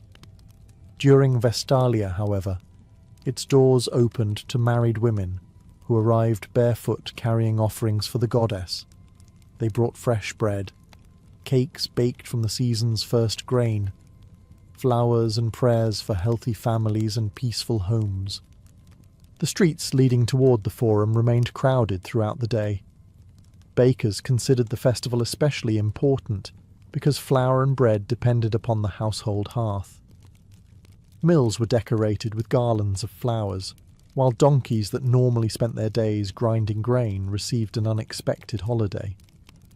Their harnesses were adorned with colourful ribbons and fresh wreaths, transforming hard-working animals into rather confused festival participants. One suspects the donkeys appreciated the day off more than the decorations. As evening approached, Rome gradually changed character. The summer air cooled, and families emerged once more from their homes. Oil lamps appeared in windows overlooking narrow streets, while larger bronze lanterns illuminated public squares. The temple of Vesta itself glowed warmly, its eternal fire visible through the entrance, as priests and priestesses continued their sacred duties. Unlike the noisy celebrations of Saturnalia or the Circus Maximus, conversations during Vestalia were softer. Families walked together through the forum, children carried small lanterns, musicians played gentle melodies on flutes and lyres, and neighbours exchanged stories beneath the flickering light, It was less a carnival than a peaceful evening gathering shared by an entire city. The festival concluded with an important act of purification. The temple was carefully cleaned, and the accumulated sacred dust was carried to the Tiber River, where it was respectfully cast into the flowing water. Symbolically, the city released the burdens of another year and prepared for the months ahead with a renewed sense of order. Yet Rome was not always content with peaceful nights around sacred fires. Sometimes the city preferred spectacles that reached far beyond temple walls. Soon, thousands would climb hillsides carrying torches, filling the darkness with glowing processions that could be seen from nearly every corner of the eternal city.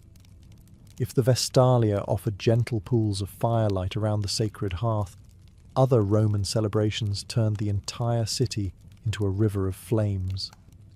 Romans had long understood something simple about festivals. Everything became more memorable after sunset if enough torches were involved.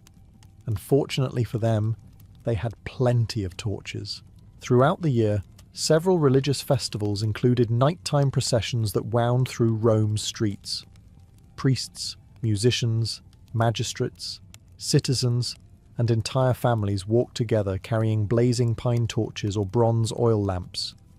From the surrounding hills, the city appeared to shimmer beneath thousands of moving lights, almost as though the stars themselves had decided to spend an evening wandering among mortals. One of the most impressive of these ceremonies honoured Ceres, goddess of agriculture and grain. During certain rites, particularly those connected with her Greek counterpart Demeter, worshippers carried flaming torches through the darkness in remembrance of the goddess's desperate search for her daughter, Proserpina, after her abduction into the underworld. The story was familiar to nearly every Roman child. Ceres had searched the earth day and night with torches in her hands, refusing to rest until she found her daughter. Although the tale ended with a compromise that explained the changing seasons, the torchlight procession allowed ordinary citizens to symbolically join that ancient search. As twilight faded, groups gathered outside temples across the city. Priests offered prayers while attendants distributed freshly prepared torches wrapped tightly with cloth soaked in resin or wax. Once lit, they burned brightly, filling the air with the sharp scent of pine and smoke. Then the procession began. Musicians walked at the front, their flutes, horns and drums setting a slow, steady rhythm that echoed through narrow streets lined with curious spectators. Behind them came priests wearing spotless white robes, followed by magistrates carrying ceremonial staffs. Ordinary citizens filled the remaining spaces, creating an endless ribbon of flickering light that stretched far beyond the next intersection. People watched from balconies decorated with flowers and hanging lamps. Children leaned dangerously far over railings despite anxious parents pulling them back every few minutes. Shopkeepers stood outside their businesses, pausing their evening trade to observe the passing ceremony. Even travellers arriving after dark found themselves stopping in amazement as glowing processions silently crossed their path. The experience appealed to more than religion alone. There was something deeply comforting about walking beside neighbours beneath the warm glow of hundreds of flames. Conversations drifted quietly between friends, elderly couples walked arm in arm, and children proudly carried small lanterns under careful supervision. The entire city seemed united by a shared rhythm of footsteps and firelight. When the processions finally reached their destination, prayers and offerings concluded the sacred portion of the evening. But very few Romans hurried home. Taverns quickly filled, street musicians continued performing, and food sellers reopened their stalls to serve warm bread, roasted chestnuts, olives, cheese, and watered wine to hungry participants. Long after the official ceremonies had ended, the torches still burned across Rome's hills. The religious ritual had concluded, but like so many Roman festivals, the night itself refused to end. And nowhere was that love of staying awake more obvious than during the grand imperial celebrations. when an emperor could transform the entire capital into one enormous all-night party. Religious festivals brought Romans together through tradition. Imperial celebrations added something else entirely, spectacle on a scale that bordered on unbelievable. Whenever an emperor celebrated a great military victory, the opening of a magnificent building, or simply wished to remind everyone how generous he was, Rome transformed into one enormous festival that could last for days. And when the emperor was paying, very few people complained. The preparations often began weeks in advance. Streets were swept clean, public fountains polished, temples decorated with colourful banners, and triumphal arches draped in garlands of laurel. Workers hung thousands of oil lamps throughout the forum, while carpenters constructed temporary stages for musicians, actors, dancers, and public performers. Every district buzzed with anticipation. Nobody knew exactly what surprises awaited. At sunrise, enormous processions marched through the city. Soldiers displayed captured treasures from distant lands. Exotic animals from Africa or Asia fascinated crowds who had never seen such creatures before. Musicians filled the streets with the sounds of trumpets, horns, drums, and flutes, while priests offered prayers for Rome's continued prosperity. By afternoon, the celebrations spread into every available public space. Theatres presented free performances of comedies and tragedies. Acrobats balanced on ropes stretched above crowded squares. Jugglers tossed flaming torches into the air with enough confidence to reassure spectators that they had probably practiced beforehand. Magicians amazed children with clever illusions, while storytellers gathered circles of listeners eager to hear tales of heroes, monsters, and distant provinces. Meanwhile, the city's taverns did excellent business. Food sellers lined nearly every major street. The smell of roasting pork drifted through the forum, mixing with fresh bread pulled from communal ovens. Vendors offered grilled fish, olives, cheeses, honey cakes, dried figs, almonds, dates, sausages seasoned with herbs, and cups of diluted wine for thirsty festival goers. Wealthy citizens sometimes sponsored free public meals, distributing bread or coins as acts of generosity that also happened to improve their popularity. An entirely selfless gesture, naturally. If you lived in a medieval village and someone suggested you should go outside to clear your mind, your first reaction might have been, "I've been outside since sunrise." That was perfectly true. Medieval life unfolded almost entirely beneath the open sky. Fields, roads, markets, forests, rivers, and village squares formed the backdrop of everyday existence. Yet there was a surprising difference between working in nature and finding comfort in it. Ploughing a muddy field while worrying whether your wheat would survive the next frost was hardly relaxing. Sitting quietly beneath an oak tree after the day's labour was something else entirely. The people of the Middle Ages never spoke about mental health the way we do today. They had no psychologists, no wellness retreats, and certainly no inspirational signs reminding them to live, laugh, love. Medieval walls were generally occupied by far more practical decorations, such as drying onions. Even so, people understood something remarkably familiar. The natural world had a calming effect. As the evening church bells faded across the countryside, villagers often wandered beyond the last cottages without any urgent purpose. Narrow footpaths led through wildflower meadows buzzing with bees, over gentle hills dotted with sheep, or beside slow-moving streams whose steady sound drowned out the noise of daily life. There was no grand destination waiting at the end of these walks. The journey itself offered the reward. For farmers especially, these quiet moments mattered. A medieval peasant carried an astonishing number of worries. A poor harvest could mean hunger. Heavy rain might destroy months of work overnight, Livestock could fall ill, taxes still had to be paid, and every season brought new uncertainties. Life demanded constant attention. Nature asked for nothing. Many simply sat on grassy slopes overlooking their fields. They watched swallows dart through the evening sky, or listened to wind passing through rows of grain. The same landscape that had demanded exhausting labour during daylight appeared completely different at sunset.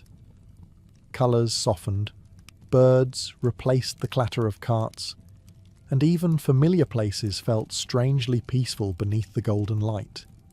Rivers became favourite places to escape as well. The steady flow of water fascinated medieval people, just as it does today. Fishermen often lingered after finishing their work, watching reflections ripple across the surface. Children skipped stones while older villagers rested beneath willow trees whose branches gently brushed the water. The sound of a flowing stream required no explanation. It simply encouraged people to become still. Woodlands offered another kind of comfort. Although forests could certainly be dangerous after dark, their edges provided cool shade during warm afternoons. Travellers paused beneath towering beech or oak trees to eat bread and cheese before continuing their journey. Shepherds rested against ancient trunks while their flocks grazed nearby, enjoying one of the few occupations where watching sheep slowly wander across a hillside counted as productive work. Quite honestly, the sheep probably found the arrangement equally relaxing. Not everyone had the luxury of long walks, of course. Medieval life remained demanding, especially for the poor. But even brief moments mattered. Standing outside after supper, watching the sun disappear behind distant hills, breathing air scented with grass instead of smoke, or listening to birds settling into the trees offered a small but meaningful break from life's endless responsibilities. They may not have called it therapy, but after a difficult day, stepping quietly into the countryside was sometimes the closest thing the medieval world had to it. If the open countryside offered peace through wide horizons and quiet rivers, medieval monasteries created something far more deliberate. Behind thick stone walls lay carefully designed gardens where every flower, herb, tree, and pathway served a purpose. They were places of prayer, learning, medicine, and perhaps without anyone realizing it, remarkable sanctuaries for tired minds. A monastery garden was never planted by accident. Unlike the wild meadows outside village boundaries, these enclosed spaces reflected careful planning. Monks believed that tending a garden mirrored tending the soul. Pulling weeds encouraged patience. Pruning fruit trees taught discipline. Watering herbs reminded them that small acts performed faithfully could produce life in abundance. Every season brought fresh work, but rarely frantic work. The rhythm followed nature rather than the clock. The moment someone stepped through the garden gate, the world seemed to slow down. Stone walls blocked much of the outside noise. Instead of barking dogs, creaking wagons, or merchants arguing over prices, visitors heard bees drifting between lavender blossoms, birds nesting in apple trees, and fountains gently splashing into shallow pools. The scents changed throughout the year. In spring came violets and lilies. Summer filled the air with rosemary, sage, mint, and thyme. Autumn carried the sweet aroma of ripe pears and fallen apples. It was difficult to hurry through such a place. Most monastery gardens contained medicinal herbs alongside vegetables and fruit trees. Monks had inherited centuries of botanical knowledge from Roman texts, local traditions, and their own observations. Beds of chamomile, fennel, valerian, hyssop, and lemon balm grew beside onions, beans, cabbages, and leeks. Some plants eased digestion, others soothed headaches, while a few were believed to calm anxious thoughts or encourage restful sleep. Modern medicine has tested many of these herbs with varying results. Medieval monks, however, relied less on laboratories and more on generations of careful experience. If Brother Matthew drank a cup of lemon balm every evening and seemed noticeably less grumpy afterward, that was considered reasonably convincing evidence. The gardens also served as outdoor classrooms. Younger monks learned to identify hundreds of different plants, understand the changing seasons, and prepare simple remedies for both the monastery and nearby villagers. Knowledge passed quietly from one generation to the next, often while kneeling in damp soil beneath the morning sun. Many monasteries included covered walkways surrounding a central courtyard, known as a cloister. Here, monks walked slowly while praying or reflecting in silence. The paths formed a square, allowing endless peaceful circles without ever leaving the safety of the monastery. It may sound repetitive, but repetition was precisely the point. Each slow step encouraged steady breathing and quiet contemplation. You might call it pacing. The monks called it devotion. Visitors occasionally found themselves deeply affected by these peaceful spaces. Pilgrims stopping for the night often described monasteries as places where the constant worries of travel briefly disappeared. Even nobles accustomed to castles and banquets remarked upon the unusual calm found inside monastery walls. The gardens offered something wealth alone could not purchase: stillness. As beautiful as monastery gardens were, they represented only one carefully cultivated corner of nature. Beyond their walls stretched ancient forests that inspired very different emotions. They could comfort, inspire, frighten, and humble all at once, making them some of the most powerful landscapes in the medieval imagination. Leaving the monastery behind, the world changed almost immediately. The carefully trimmed herb beds disappeared. Stone pathways gave way to winding trails. Birds sang from branches that no gardener had ever pruned, and sunlight filtered through towering oaks in shifting patches that moved across the forest floor with every passing breeze. To medieval people, the forest was not simply a collection of trees. It was a world entirely its own. And like many old worlds, it inspired both fear and comfort. Medieval stories often portrayed forests as mysterious places where outlaws hid, wolves hunted, and travellers lost their way. Fairy tales placed witches in woodland cottages and wandering knights beneath ancient branches. Priests warned against becoming lost in the wilderness, both physically and spiritually. Yet these tales only reveal half the picture. For countless ordinary people, the forest was also a place of remarkable peace. Woodcutters, charcoal burners, shepherds, hunters, and herbal gatherers spent long hours beneath the trees. While their work was demanding, they also experienced something many villagers rarely enjoyed: silence. Once you ventured deeper into the woods, the sounds of church bells, barking dogs, and crowded markets gradually faded away. Instead came entirely different music.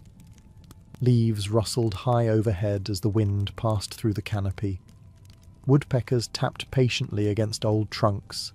Streams hidden among moss-covered rocks provided a steady background melody, while birds called from unseen branches above.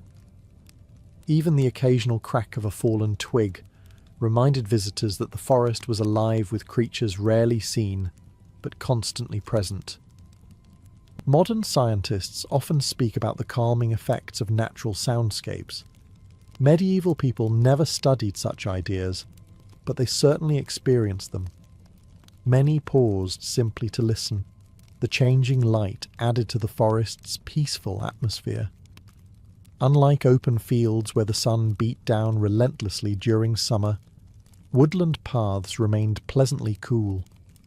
Shafts of golden light slipped between branches, illuminating patches of ferns, wildflowers, and carpets of moss.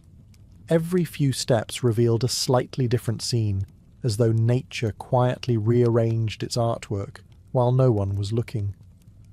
The air itself felt different. Dense forests remained noticeably cooler than nearby villages. The smell of damp earth mixed with pine needles, mushrooms, wild garlic, and fallen leaves created an aroma unlike anywhere else. After spending hours surrounded by smoke from cooking fires and crowded cottages, breathing deeply beneath ancient trees must have felt wonderfully refreshing. Herbalists valued these woodlands for another reason.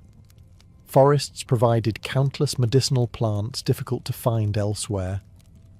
Elder trees, hawthorn, foxglove, yarrow, wild mint, and countless other species grew naturally beneath the canopy.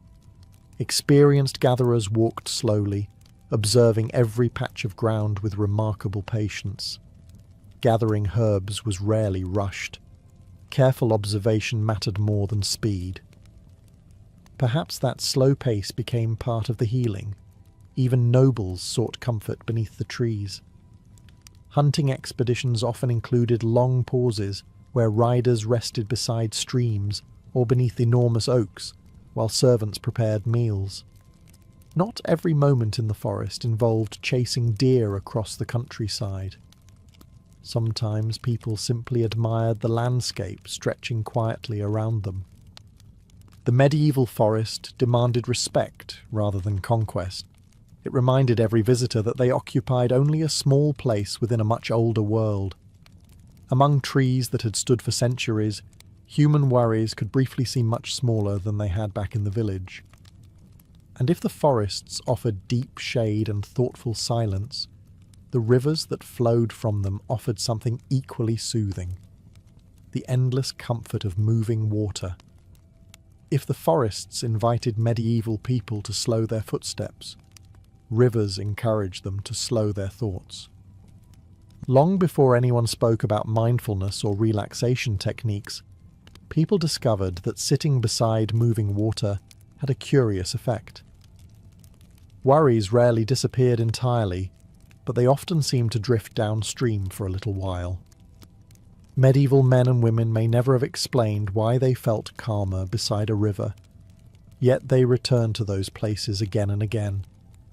Perhaps some comforts need no explanation. Water shaped nearly every aspect of medieval life.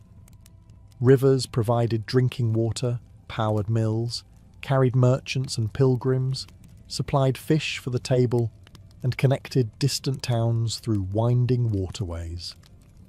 Entire villages grew beside streams because survival depended upon them. But once the day's work was finished, those same rivers became places where people rested rather than laboured. The busiest hours came early in the morning. Women washed clothes along the banks while exchanging news with neighbours. Millers inspected the steady current that turned their great wooden wheels. Fishermen checked woven traps set the previous evening, hoping to find trout, pike, or perch waiting inside. Children skipped happily along muddy banks, searching for smooth stones, or watching ducks glide effortlessly across the water. By late afternoon, however, the atmosphere changed. The work gradually faded, and the rivers grew quieter. Shepherds brought their flocks to drink before leading them home. Travellers paused to refill leather water flasks and soak tired feet after long days on dusty roads. Farmers rested beneath willow trees whose long branches dipped lazily toward the current. Many simply sat without speaking, watching leaves float away until they disappeared around the next bend. The river never seemed in a hurry. That alone made it worth observing. Medieval writers occasionally compared flowing water to the passage of human life. Streams moved steadily forward without stopping, carrying away fallen branches, autumn leaves, and yesterday's rain alike. Monks often reflected upon this symbolism during quiet walks, seeing the river as a reminder that sorrow, hardship, and even joy were temporary visitors. Nothing remained still forever. For pilgrims, rivers offered moments of welcome relief during exhausting journeys. Medieval roads were rough, often muddy and surprisingly unforgiving on both feet and tempers. Reaching a clear stream meant fresh drinking water, a chance to wash away dust, cool aching muscles, and prepare a simple meal before continuing onward. Many pilgrimage accounts describe peaceful evenings spent beside river banks where the only sounds came from flowing water and distant birds settling into the reeds. Not every riverbank was silent, of course. Watermills created their own comforting rhythm. The slow creaking of massive wooden wheels, the steady splash of water striking paddles, and the gentle rumble of grinding millstones formed a soundtrack familiar across medieval Europe. While millers remained busy, nearby villagers often found the sound strangely reassuring. As long as the wheel kept turning, grain became flour, bread remained possible, and another season of life continued. Even castle gardens frequently included fountains, fish ponds, or narrow channels of running water. Noble families understood that the gentle murmur of flowing streams transformed enclosed courtyards into places of remarkable tranquility. Water cooled the summer air, attracted birds, reflected the changing sky, and softened the otherwise rigid geometry of stone walls. Whether beside a tiny woodland brook or a mighty river carrying ships toward distant cities, medieval people repeatedly sought out moving water when they desired a moment of quiet. And beyond those rivers stretched another landscape that offered a different kind of healing altogether, not through flowing water or towering trees, but through wide open fields where the horizon itself seemed capable of lifting a weary spirit. If rivers calmed the mind with gentle movement, open landscapes offered something entirely different. They gave medieval people room to breathe. Most villagers spent much of their lives surrounded by narrow cottages, fenced fields, workshops, smoke and crowded streets. Even castles, for all their grandeur, were enclosed by thick stone walls designed to keep enemies out, rather than provide pleasant scenery. It is hardly surprising that many people found comfort in climbing a nearby hill where the world suddenly opened before them. Sometimes the best view required nothing more than a short walk. Outside, nearly every medieval settlement stretched rolling meadows and gentle hills covered with wild grasses and seasonal flowers.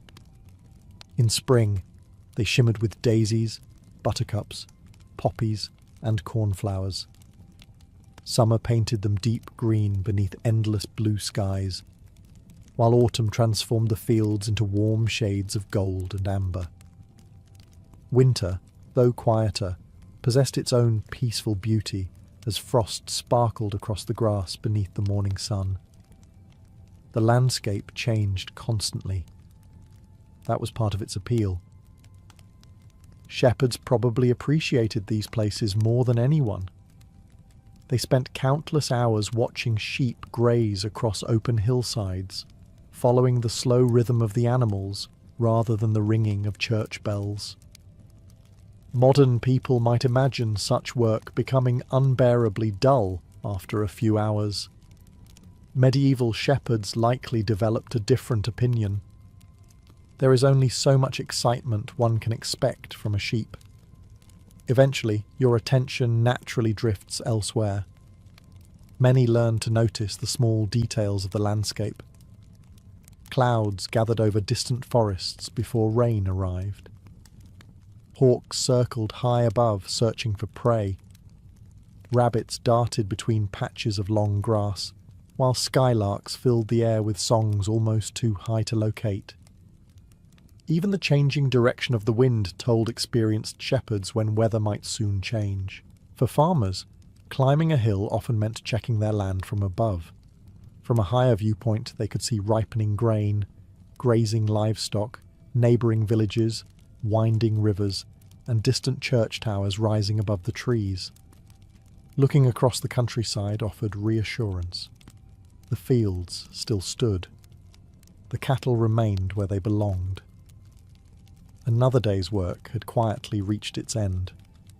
Travellers experienced similar moments. After hours spent walking narrow woodland paths or muddy roads, reaching an open hillside brought welcome relief. Pilgrims often paused to admire distant monasteries perched on ridges or castles, standing proudly above river valleys. They removed heavy packs, shared bread and cheese with companions, and simply enjoyed the silence before continuing their journey. These resting places gradually became familiar landmarks. Some hills even earned reputations as places for reflection. Local villagers climbed them during religious feast days, after difficult harvests, or whenever they wished to escape the noise below. There was something comforting about watching sunlight move slowly across the countryside, while realizing that life continued at its own patient pace. The wide horizon also reminded medieval people how vast the world truly was. Beyond the nearest village lay another. Beyond that stood forests, rivers, mountains, kingdoms and seas they would never see. Such thoughts could inspire both humility and hope. Personal troubles seemed a little smaller when viewed against an endless landscape stretching toward the horizon. As evening approached, these hills became especially beautiful. The setting sun bathed fields in warm golden light, while long shadows stretched across the meadows.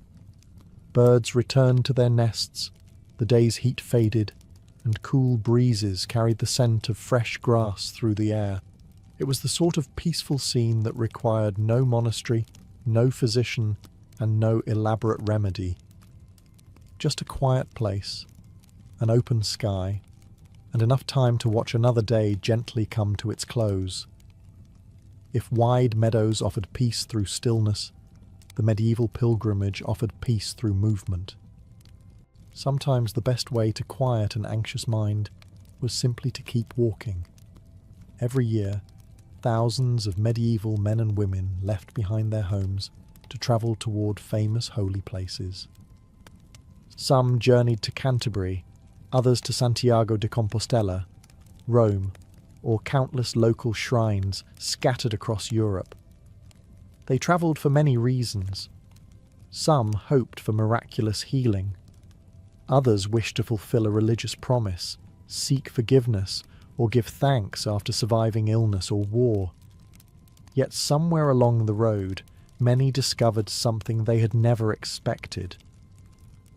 The journey itself became part of the healing. Pilgrimage was rarely comfortable. Roads were uneven, boots wore thin, rain soaked clothing without warning, and nights were often spent in crowded inns, monasteries, or beneath simple shelters. Travellers carried little more than bread, cheese, dried meat, a water flask, and perhaps a walking staff polished smooth by constant use. It was hardly a luxury vacation. But perhaps that was precisely why it worked. For weeks or even months, pilgrims lived by a slower rhythm than ordinary life allowed. Instead of worrying about tomorrow's harvest or this year's taxes, their attention shifted towards simpler concerns: finding clean water, reaching the next village before sunset, repairing worn sandals, sharing a meal with fellow travellers. Life became wonderfully uncomplicated. The countryside accompanied them every step of the way. One morning they crossed mist-covered valleys, where dew sparkled across fields like tiny jewels. By afternoon, they followed rivers that wound lazily through forests alive with birdsong. Some days led over gentle hills covered in grazing sheep, while others disappeared beneath towering beeches whose branches formed cool green tunnels overhead. Each landscape offered something different. Pilgrims quickly learned to appreciate small moments that busy daily life often overlooked. A clear spring bubbling from a rocky hillside, wild strawberries growing beside the path, the comforting shade of an ancient oak after walking beneath the summer sun, the distant ringing of monastery bells drifting across an open valley long before the buildings themselves came into view. Nature quietly marked the passing of each day. Many medieval pilgrimage journals describe long stretches of silence between companions. Modern readers sometimes imagine this meant boredom or loneliness. More often, it reflected contentment. There was no need to fill every mile with conversation when the landscape already occupied the mind. Walking itself seemed to encourage reflection. With every steady step, yesterday's worries gradually lost their urgency. Arguments left behind at home seemed less important after several days on the road. Grief softened beneath endless horizons. Even fear became easier to carry when shared with fellow pilgrims walking beside you through forests, across bridges, and over mountain passes. The journey created unexpected friendships as well. Farmers walked beside merchants. Nobles shared fires with craftsmen. Young travellers listened to stories told by elderly pilgrims who had crossed the same roads decades earlier. Around evening campfires, strangers exchanged bread, advice, and tales of distant places. For a little while, social differences mattered less than reaching tomorrow's destination together. One suspects sore feet also encouraged humility. By the time pilgrims finally arrived at their shrine, many found that the greatest change had not occurred at the destination, but somewhere along the road itself. Weeks spent surrounded by rivers, forests, hills, and open skies had quietly restored something difficult to describe. Sometimes healing came through prayer. Sometimes it came through nature. And quite often, medieval people believed the two were impossible to separate. If pilgrims found comfort by moving through nature, most medieval people discovered peace by simply watching nature change. The passing of the seasons reminded them that nothing, whether joyful or difficult, lasted forever.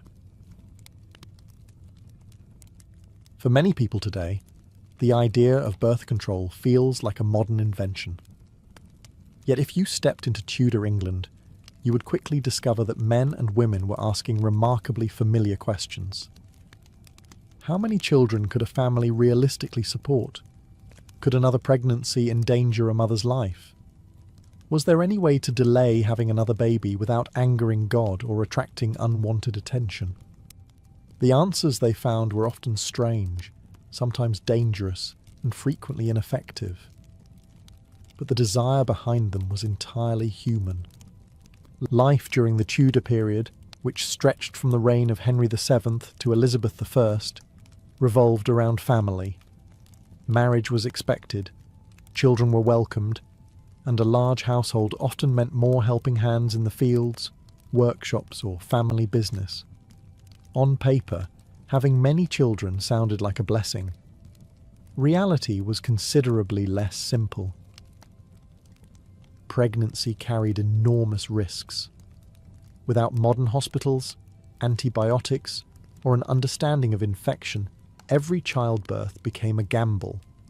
Mothers faced severe bleeding, obstructed labour, fever, and countless complications that physicians barely understood. Even experienced midwives knew that despite all their knowledge, some births simply ended in tragedy. For women, surviving childbirth was never guaranteed, nor was the baby. Infant mortality remained heartbreakingly common. Many children died before reaching their 5th birthday, while diseases that modern medicine treats with little concern could sweep through entire villages. Families often had many children partly because they knew, from painful experience, that not all would survive into adulthood. Even so, another pregnancy arriving too soon could place enormous strain on both mother and household. Food was rarely abundant. A poor harvest, a harsh winter, or an outbreak of disease could leave families struggling to survive. Every additional child meant another mouth to feed, another bed to build, another pair of shoes to somehow afford. Wealthier families worried less about bread, but often obsessed over inheritance.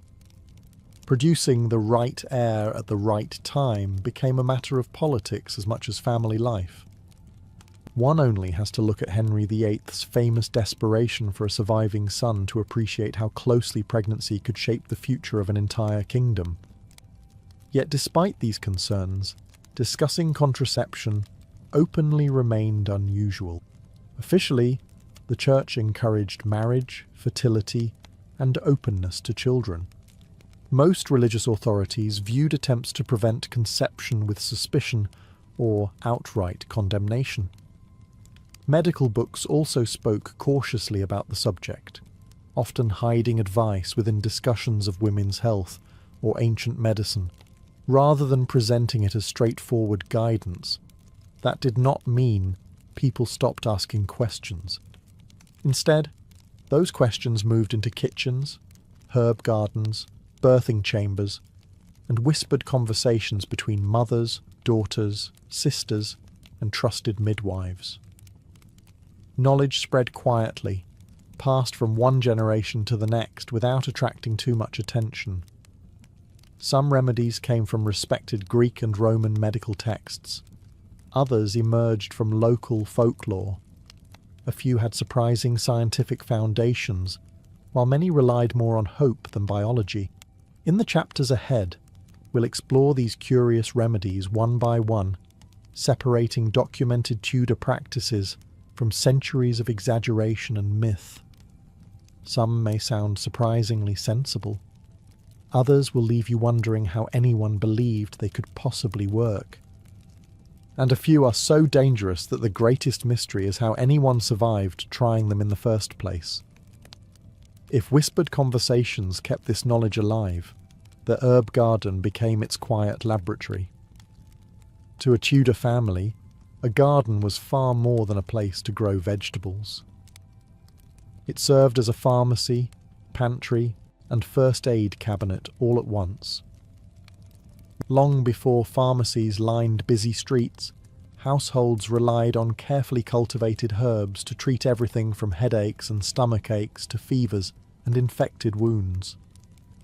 Hidden among these useful plants were a handful that people believed could also influence fertility. Some of those beliefs stretch back more than 1,000 years. The Tudors inherited much of their medical knowledge from ancient Greek and Roman writers, particularly physicians like Hippocrates, Dioscorides, and Galen. Their books continued to circulate throughout Europe, copied by monks and later printed for educated readers. By the 16th century, many English herbalists still repeated remedies that had first been written during the Roman Empire. One herb appeared again and again: pennyroyal. With its small purple flowers and refreshing mint-like scent, pennyroyal hardly looked threatening. It grew easily in damp places and belonged to the mint family, making it seem perfectly harmless. Tudor herbal guides recommended it for a surprising number of ailments. It was used to ease digestive complaints, encourage sweating during fevers, and treat various women's disorders. Among those quiet descriptions lay a more controversial reputation. For centuries, pennyroyal had been associated with stimulating menstruation. Physicians believed that if a woman's monthly cycle had stopped unexpectedly, certain herbs might encourage it to return. Modern historians must be careful here, because the language used in Tudor texts often avoided directly mentioning pregnancy.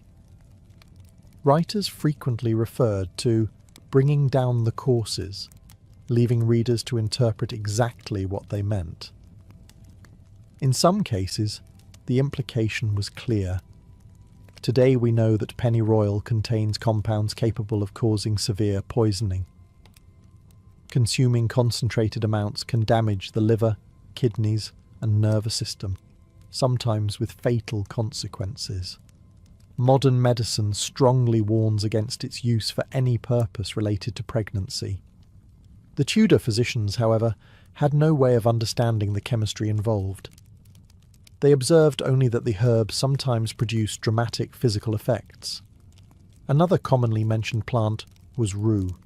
Its bluish-green leaves and strong aroma made it popular in monastery gardens, where it was valued for digestive problems and believed to ward off disease.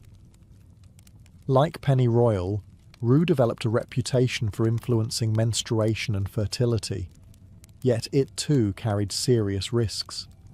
In large quantities it could cause violent illness, internal damage, and dangerous complications that physicians of the period often misunderstood.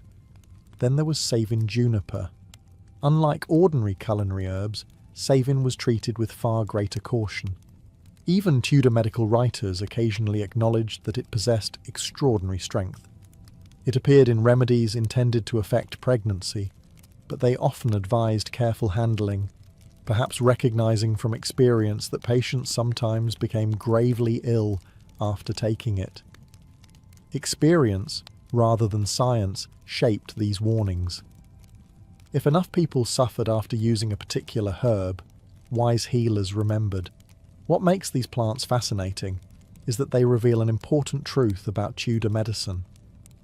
People were not simply inventing random remedies. They observed patterns, borrowed knowledge from respected authorities, and experimented within the limits of what they understood. Unfortunately, observation without modern biology could only take them so far. Sometimes the remedy appeared to work. Sometimes it did nothing at all. And sometimes the cure proved far more dangerous than the problem it was meant to solve. If herbs represented Tudor medicine's attempt to influence the body from within, some people looked for a far more direct solution.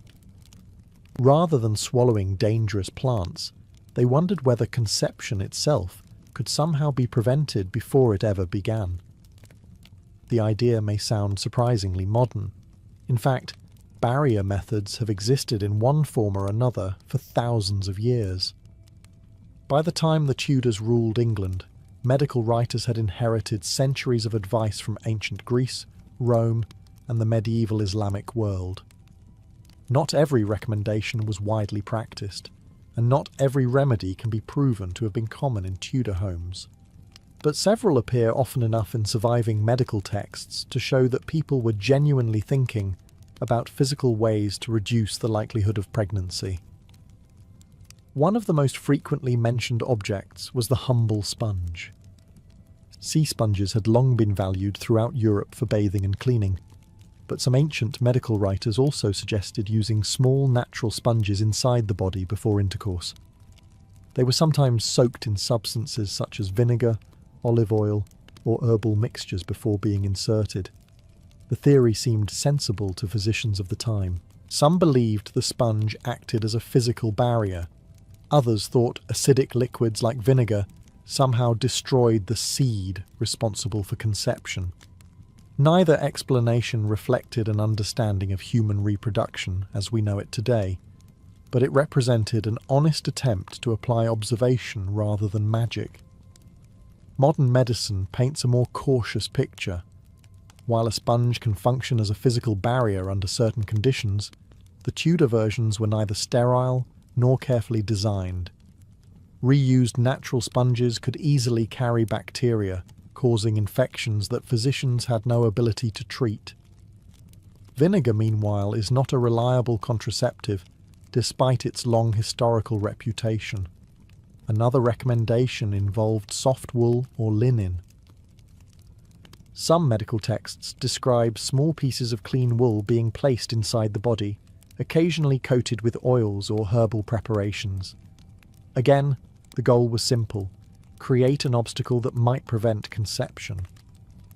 Whether ordinary Tudor couples actually followed this advice regularly is impossible to know. Surviving evidence comes largely from medical books written by educated physicians, not from the private lives of village families. As historians, it is important to distinguish between what was prescribed and what was practiced. Books often contain ideal advice rather than everyday reality. There are also scattered references to mixtures of honey, tree resins, or plant oils being applied alongside these barriers. Honey, interestingly, possesses natural antibacterial properties, though Tudor healers had no understanding of microbes. They valued it because wounds treated with honey often healed better than expected. That practical experience sometimes led physicians to include it in reproductive remedies as well, although there is little evidence that it reliably prevented pregnancy. Even wealthier women with access to court physicians faced the same uncertainty. No Tudor doctor could guarantee success. Every method relied upon trial, tradition, and hope far more than scientific proof. Perhaps the most striking thing about these early barrier methods is how familiar the underlying idea feels. The materials were crude, the medical explanations incomplete, and the effectiveness questionable, but the reasoning was surprisingly logical. People recognized that if conception could somehow be interrupted physically, pregnancy might be avoided. They were asking the right question. They simply lacked the scientific knowledge to arrive at the right answer. That gap between careful observation and true understanding would shape nearly every strange remedy the Tudors experimented with, as their search for reliable family planning continued through recipes that grew even more unusual. If herbs and homemade barriers failed to inspire confidence, some Tudor remedies became even stranger. Rather than relying on a single plant, people began combining ingredients into elaborate potions, powders, and recipes that promised to prevent pregnancy. Some came from respected medical books, others circulated through local folklore, passed quietly from neighbour to neighbour. A few sounded almost scientific for their time. Many sounded like someone had emptied half the kitchen into a bowl and hoped for the best. One common feature united nearly all of these recipes. They attempted to change the body's internal balance. Tudor medicine was built upon the ancient theory of the four humours. Physicians believed health depended on maintaining the proper balance between blood, phlegm, yellow bile, and black bile. Every food, herb, and drink was thought to possess qualities such as hot, cold, dry, or moist. Pregnancy itself was often explained through these same principles. If conception resulted from one balance, perhaps another balance could prevent it. This idea inspired countless unusual mixtures. Certain recipes instructed women to drink infusions made from herbs mixed with wine or ale. Others recommended grinding seeds into fine powders before stirring them into everyday meals. Fennel, parsley, wild carrot seeds, and various bitter plants appeared in different combinations throughout Tudor manuscripts. Some ingredients had genuinely been used since classical antiquity, while others reflected local traditions unique to England. Wild carrot seeds deserve special mention. Modern researchers have discovered limited evidence that wild carrot, sometimes called Queen Anne's lace, may possess compounds capable of interfering with implantation under very specific circumstances. The evidence remains incomplete, and it certainly should not be considered a reliable contraceptive today. Still, it is fascinating that one of the plants Tudor healers experimented with continues to attract scientific interest centuries later. Unfortunately, that was the exception rather than the rule. Many recipes contained ingredients whose purpose is almost impossible to explain. Powders made from unusual minerals appeared alongside herbs. Animal fats were occasionally mixed into medicinal preparations.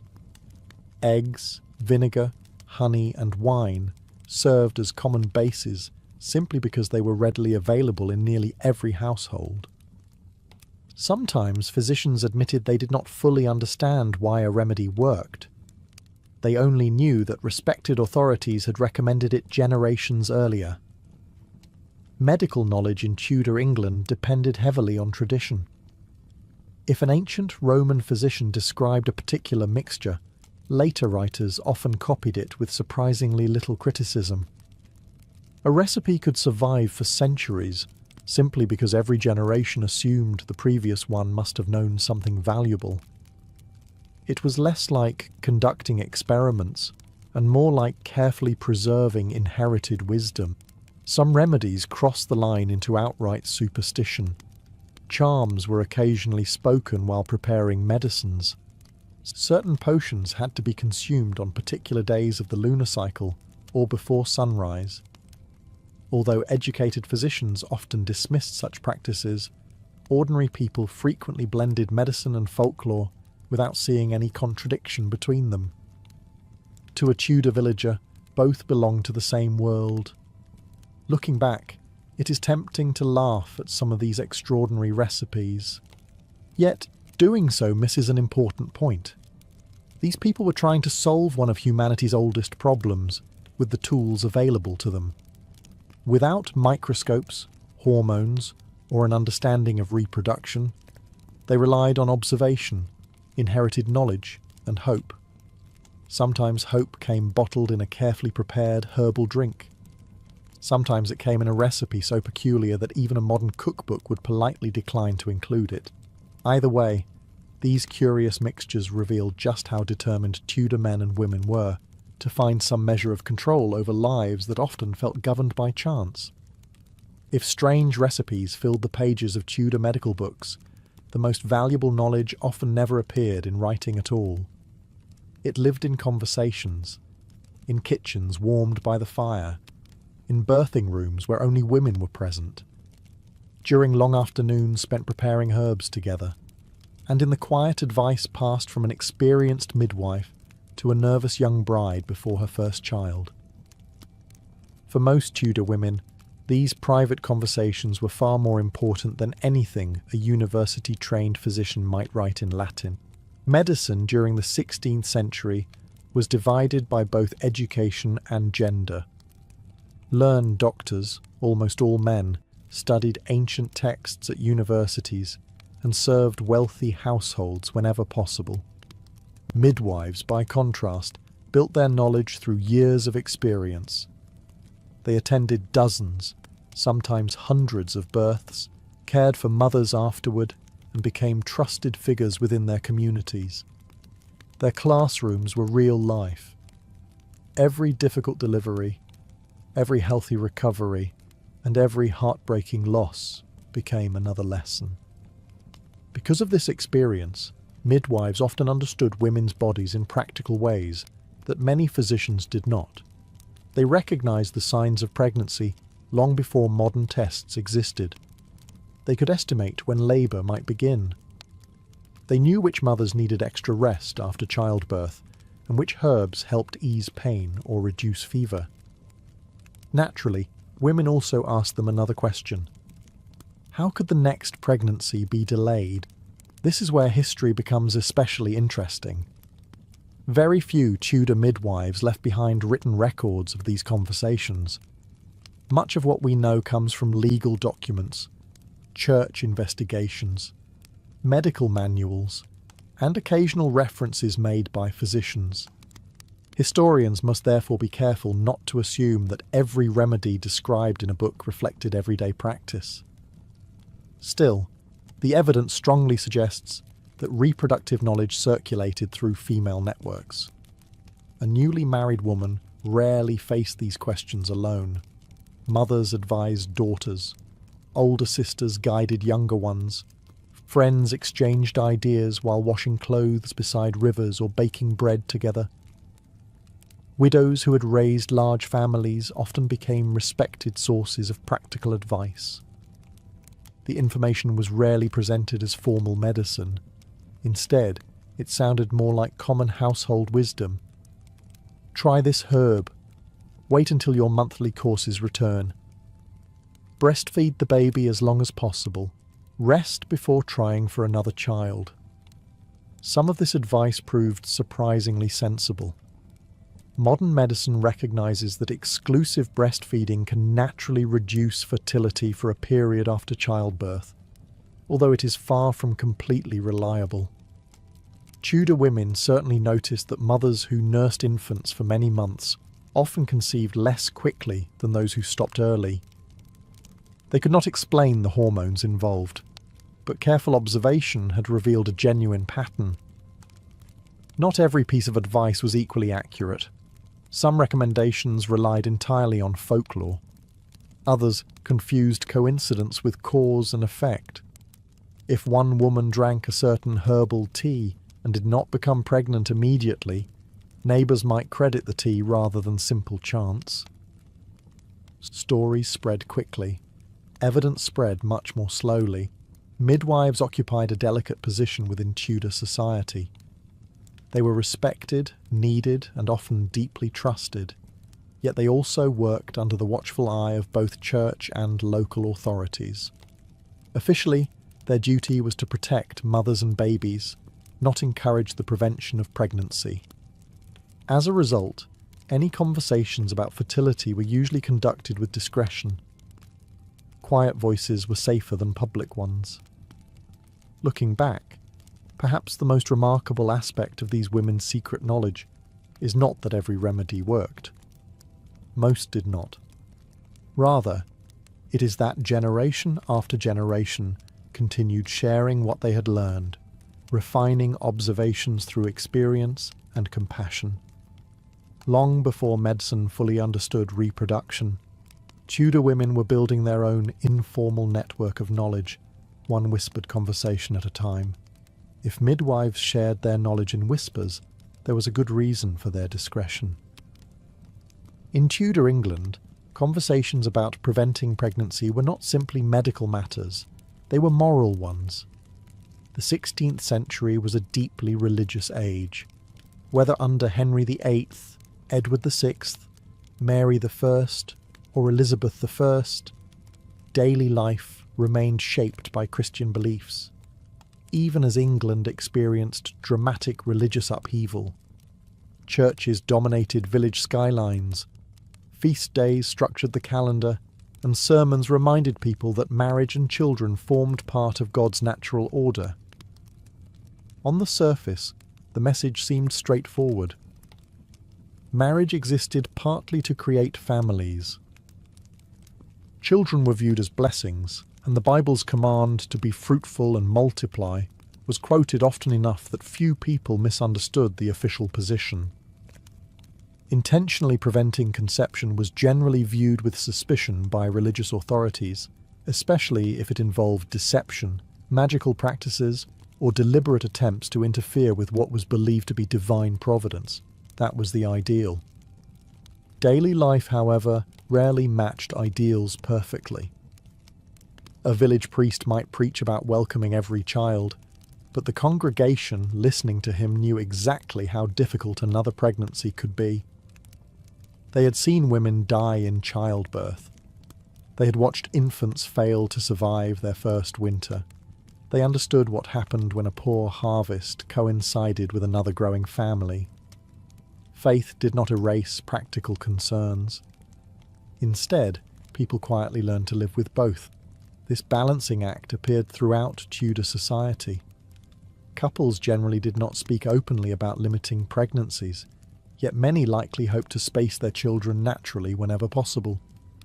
Long periods of breastfeeding, temporary separation caused by seasonal work, illness, or military service, and the simple unpredictability of fertility all influenced family size without requiring anyone to challenge religious teaching directly. Nature often accomplished what medicine could not. Historians are careful not to exaggerate the evidence. There are very few surviving letters in which ordinary Tudor husbands and wives openly discuss trying to avoid pregnancy. Privacy itself leaves little documentary trail.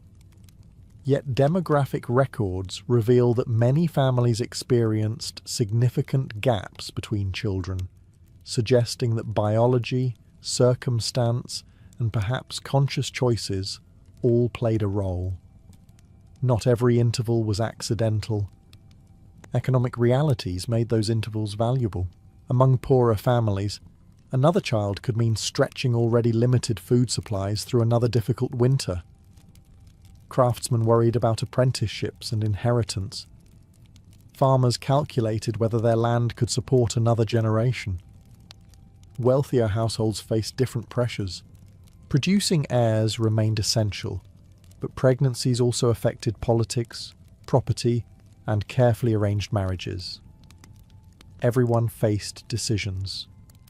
Only the details differed. The English Reformation added another layer of uncertainty. As monarchs changed the country's official religion several times during the Tudor period, teachings on many subjects shifted in tone and emphasis. Yet, despite fierce debates over doctrine, attitudes toward marriage and childbearing remained broadly consistent. Family life continued to be regarded as both a social duty and a religious responsibility. That left little room for public discussion of contraception. Private discussion, however, never disappeared. It simply remained behind closed doors. Perhaps this is what makes Tudor family life so fascinating. Official records often present a world of certainty, where everyone followed the same moral expectations. Real life was far more complicated. Ordinary people constantly balanced faith with survival, religious ideals with physical dangers, and public respectability with private worries. They prayed for healthy children. They mourned those they lost. And in the quiet spaces between sermons and everyday life, many continued searching for safe ways to protect the women whose lives were placed at risk each time another pregnancy began. Their methods were often imperfect. Their motivations were profoundly human. If ordinary families worried about feeding another child, noble families faced an entirely different problem: